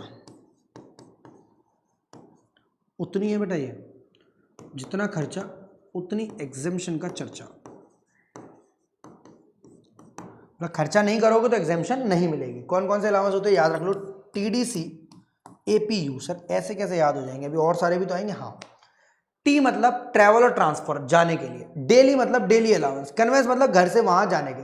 देखो जनरली कन्वेंस अलाउंस क्यों होता है, क्योंकि आप घर से ऑफिस जा रहे हो। डेली अलाउंस, डेली जा रहे हो। ट्रैवल और ट्रांसफर, यहां से कहीं इंप्लॉय आपको भेज सकता है, असिस्टेंट आपको दिया हुआ है, प्रोफेशनल डेवलपमेंट करवा रहा है, यूनिफॉर्म पहन कर जाना पड़ेगा, ठीक है। टीडीसी एपीयू, यानी टीडीसी एपीयू ट्रैवल कर, डेली जाओगे तो कन्वेंस से जाओगे, वहां से आपको ट्रैवल पर भेजेगा एक असिस्टेंट के संग, प्रोफेशनली डेवलपमेंट करने के लिए यूनिफॉर्म पहन कर जाओगे आप। जितना खर्चा करोगे उतनी एग्जाम्पशन है, आपको पैसा कितना मिलता है उसमें से माइनस हो जाएगा। वहीं आप चिल्ड्रन को पढ़ाने के लिए, पढ़ाओ नहीं पढ़ाओ, ये डिडक्शन आप डिपेंड नहीं करता, do not depend on actual expenditure. मतलब आपको वहां से पैसा मिल रहा है, मानो आप अपने एम्प्लॉय को 500 रुपये पर मंथ पैसा देते हो, आपने एम्प्लॉय को 500 रुपये पर मंथ पैसा देते हो बच्चों को पढ़ाने के लिए, भाई छोटे मोटे स्कूल में पढ़ा लो कम से कम। इनकम टैक्स बोलते हैं हम 100 रुपये तक, बहुत पुराने जमाने के लिखे हो बेटा, मैं भी इन्हीं 100 रुपये को पढ़ा था, आपके जो और टीचर्स हैं वो भी इन्हीं 100 रुपये को पढ़े थे, यानी बहुत पुराने से इन पर लिमिट में कोई चेंज नहीं आया। मतलब आज फीस कम से कम महीने की 5,000 होगी स्कूल में, बट आज भी 100 रुपये पर मंथ को आप एग्जाम्प्ट करा सकते हो। 100 रुपये पर मंथ पर चाइल्ड, मैक्सिमम 2 चाइल्ड योजना, 2 बच्चों वाली। हॉस्टल में रह रहा 300 रुपये पर मंथ पर चाइल्ड। ट्रक ड्राइवर हो तो 70% ऑफ अलाउंस, और अलाउंस मिल रहा है 20,000, 70% कितना होगा 14,000 रुपये, 10,000 विच एवरेज होगा, 10 एग्जाम्प्ट होगा, बाकी का 10 टैक्सेबल होगा। अलाउंस मिल रहा है 10,000, तो 70% होगा 7,000, 7 और 10 में से कौन छोटा है 7, तो 7,000 एग्जाम्प्ट होगा, 3,000 taxable. 3200 per month to special people, मतलब ये होंगे आपके स्पेशल पीपल, मैं बोलता हूँ लॉ में कहीं नहीं लिखा, ये बेटा फिजिकली डिसेबल्ड होते हैं, बोलना तो नहीं चाहिए, स्पेशल पीपल होते हैं मेरे लिए तो ये, ठीक है। वो जो सुन नहीं सकते, वो जो बोल नहीं सकते, वो जो देख नहीं सकते, जो चल नहीं सकते ठीक से, मतलब फिर भी ये दुनिया को अपने कब्जे में करने के लिए राजी है। घर से निकलते ही कुछ दूर चलते ही अगर इनको कुछ पैसा मिलता है ट्रांसपोर्ट अलाउंस, यानी घर से बाहर जाने का, तो 3200 रुपये पर मंथ तक इनके लिए स्पेशल एग्जाम्प्ट है बस। Tribal area, special compulsory border area allowance. Next others के लिए बेटा, अदर्स का मतलब क्या है, ना तो ये पूरी तरह एग्जाम्प्ट है ना पूरी तरह टैक्सेबल है, इनके लिए अलग अलग टाइप की लिमिट है। एचआरएल के लिए बात करूं तो मैं, amount received comma rent paid minus 10% of salary. मैंने बोला इससे रिलेटेड आपको मैं क्वेश्चंस कराऊंगा कब, अगली वीडियो में परक्विजिट्स के साथ। -10% ऑफ सैलरी या 40/50% ऑफ सैलरी। 40-50 का क्या मतलब, अगर आप दुनिया के किसी देश के किसी कोने में रहे तो 40, बट अगर आप दिल्ली मुंबई चेन्नई कोलकाता रह रहे हो, डीएमसी के, दिल्ली मुंबई चेन्नई कोलकाता, दिल्ली नई में रहो या पुरानी में रहो, नई के साथ रहो या पुरानी के साथ रहो, चेन्नई और कलकत्ता, 4 जगह रह रहे तो 50% लेंगे, अदरवाइज 40% लेंगे। City compensatory allowance, tiffin allowance, medical allowance, servant allowance, इसमें से पूरी तरह या तो टैक्सेबल होते हैं, पूरी तरह या तो टैक्सेबल होते हैं, लिमिट के संग टैक्सेबल होते हैं। एंटरटेनमेंट अलाउंस, गवर्नमेंट एम्प्लॉय वाली चीज, सेक्शन 16 में आराम से पढ़ेंगे। नेक्स्ट है allowance to government employee being an Indian citizen. यार कितनी मिस्टेक करते हैं भाई हमारे पीपीटी वाले। Working outside India, allowance is received from UNA, compensatory allowance under article 222 of the, allowance to जजेस of the High Court and the Supreme Court, allowance to, चलिए sir यहां तक हमारी पूरी कहानी थी अलाउंसेस के बेसिक नोट्स की थी। Tax treatment of various allowance, यहां बोल रहा है अलाउंस का नाम क्या बेटा, city compensatory, an allowance to meet personal expenses which arise due to special circumstances और टू कंपनसेट। ये क्या चीज है, ये प्योर थ्योरी क्वेश्चन है आपके। अगर आपके 4 या 6 अलाउंसेस लिखने आ गए कि write down the name of allowances which are list out under the head salary, तो सिंपल सी आपको लिमिट नहीं लिखी है, सिंपल आपको अलाउंसेस के नाम लिखकर आने पड़ेंगे। इनकी हम लोग बात करेंगे कल वाले लेक्चर में, टैक्सेबिलिटी और एग्जेम्पशन की। हाउस रेंट अलाउंस जो अभी पीछे लिख कर आया हूँ वो सेम चीज है। An allowance to meet the expense in connection with the rent, मतलब आप किसी दूसरे शहर में जा रहे हो नौकरी करने, तो कंपनी आपको पैसा दे देती है, भाई घर ले लो अपनी मनपसंद का और आप यहाँ पर रहो, घर ले लो अपनी मनपसंद का और आप यहाँ पर आराम से रह सकते हो। तो उसके लिए हम 10,000 रुपये महीना दे रहे हैं। अगर आप 8,000 वाला घर लो या 12,000 वाला घर लो, आपकी अड़ग है। तो इस केस में एक्चुअल HRA रिसीव 10,000 या 12,000, 10,000 रुपये मानो। Any amount equal to 50% of salary, अगर आप कहाँ रह रहे हो, मेट्रो सिटीज में, मेट्रो सिटीज का मतलब दिल्ली, मुंबई, चेन्नई, कलकत्ता, या 40% इसके अलावा दुनिया में सारे, राजस्थान, उत्तर प्रदेश, मध्य प्रदेश, सारी जगह, नोएडा, गुड़गांव, दिल्ली नहीं बोल सकता मैं। When house is situated in any other place for the relevant period, excess of rent paid over 10%, that is rent paid minus 10% of salary, arithmetically rent paid minus 10% of salary. Salary here means basic plus DA if it forms of retirement benefits, पीछे ही पढ़कर आए थे। Commission as a fix percentage of turnover, मतलब salary वही है जो हमने ग्रेच्युटी में जो यूज करी, जो हमने लीव में यूज करी, जो हमने पेंशन में यूज करी। चलिए आगे बढ़ते हैं। पेंशन में नहीं, कहीं और यूज करी थी। Salary shall be determined on due basis, अरे भैया हमें पता है, for the period for which the employee occupies rented accommodation in the previous year. Exemption is not available if employee lives in his own house, अपने खुद के घर में रह रहा है तो एग्जेम्पशन नहीं मिलेगी, क्योंकि रेंट पेड होगा ही नहीं, जीरो हो जाएगा। भाई यहाँ पर rent paid, sir income tax कैसे पता करती हो, सब पता कर लेती है बहुत। अगर अपने खुद के घर में रहे तो रेंट पेड जीरो हो जाएगा, तो सबसे लोअर क्या है, जीरो। जी सर समझ में आ रहा है। फॉर क्राइटेरिया ऑफ 50% और 40% of salary deduction if the house place of employment is employment, deduction from HRA depends on salary of the employee, amount of HRA, place of resident, not place of employment, not paid by employee।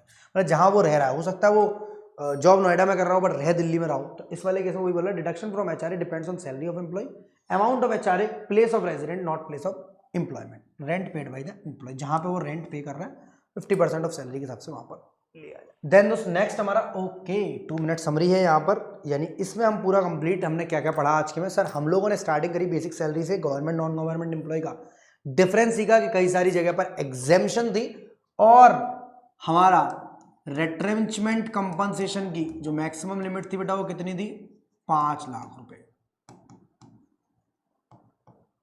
जो आपके direct pure theory आ सकते हैं। LTC leave travel concession की बेटा कितनी limit थी sir, 3 lakh rupees. HUD की कितनी थी बेटा, 20 लाख। कम्यूटेड अनकम्यूटेड पेंशन की कितनी थी सर, अनकम्यूटेड की तो कुछ भी नहीं थी, चाहे आप कोई भी हो, बट कम्यूटेड के केस में अगर आप ग्रेच्युटी वाले हो तो एग्जेम्पशन 1/3 मिलेगी, और नॉन ग्रेच्युटी वाले हो तो exemption 1/2 of total pension with commuted और अनकम्यूटेड अमाउंट। और लास्ट जाते जाते जो जस्ट पढ़ा है, जो एग्जाम में बेटा सबसे ज़्यादा MCQs इन्हीं पर आते हैं, जाते जाते पढ़ा है जो HRA, actual amount received, actual rent कितना पे कर रहे हो आप, माइनस कर दो 10% ऑफ सैलरी, सैलरी वही होने वाली है जो बेसिक होगी, dearness allowance in terms of retirement benefits, और कमीशन ऑन टर्नओवर, और लास्ट है आपकी 40 या 50%। जो सबसे ज़्यादा क्वेश्चन एग्जाम में आते हैं न्यूमेरिकल, या मैं आपसे बोलूँ इन पर नोट लिखने वाले, LTC पर, ग्रेच्युटी पर, पेंशन पर, HRA पर, रिट्रेंचमेंट पर, तो इन्हीं से आते हैं। तो इन टॉपिक्स को रिवाइज करना बेहद ज़रूरी था। इसी के साथ मिलते हैं अगली वीडियो में, जब हम सैलरी पार्ट 2 करने वाले हैं, सभी तरीके की परक्विजिट्स और अलावेंसेस पर क्वेश्चन। जय हिंद, जय Bharat, love you all of you, be happy always.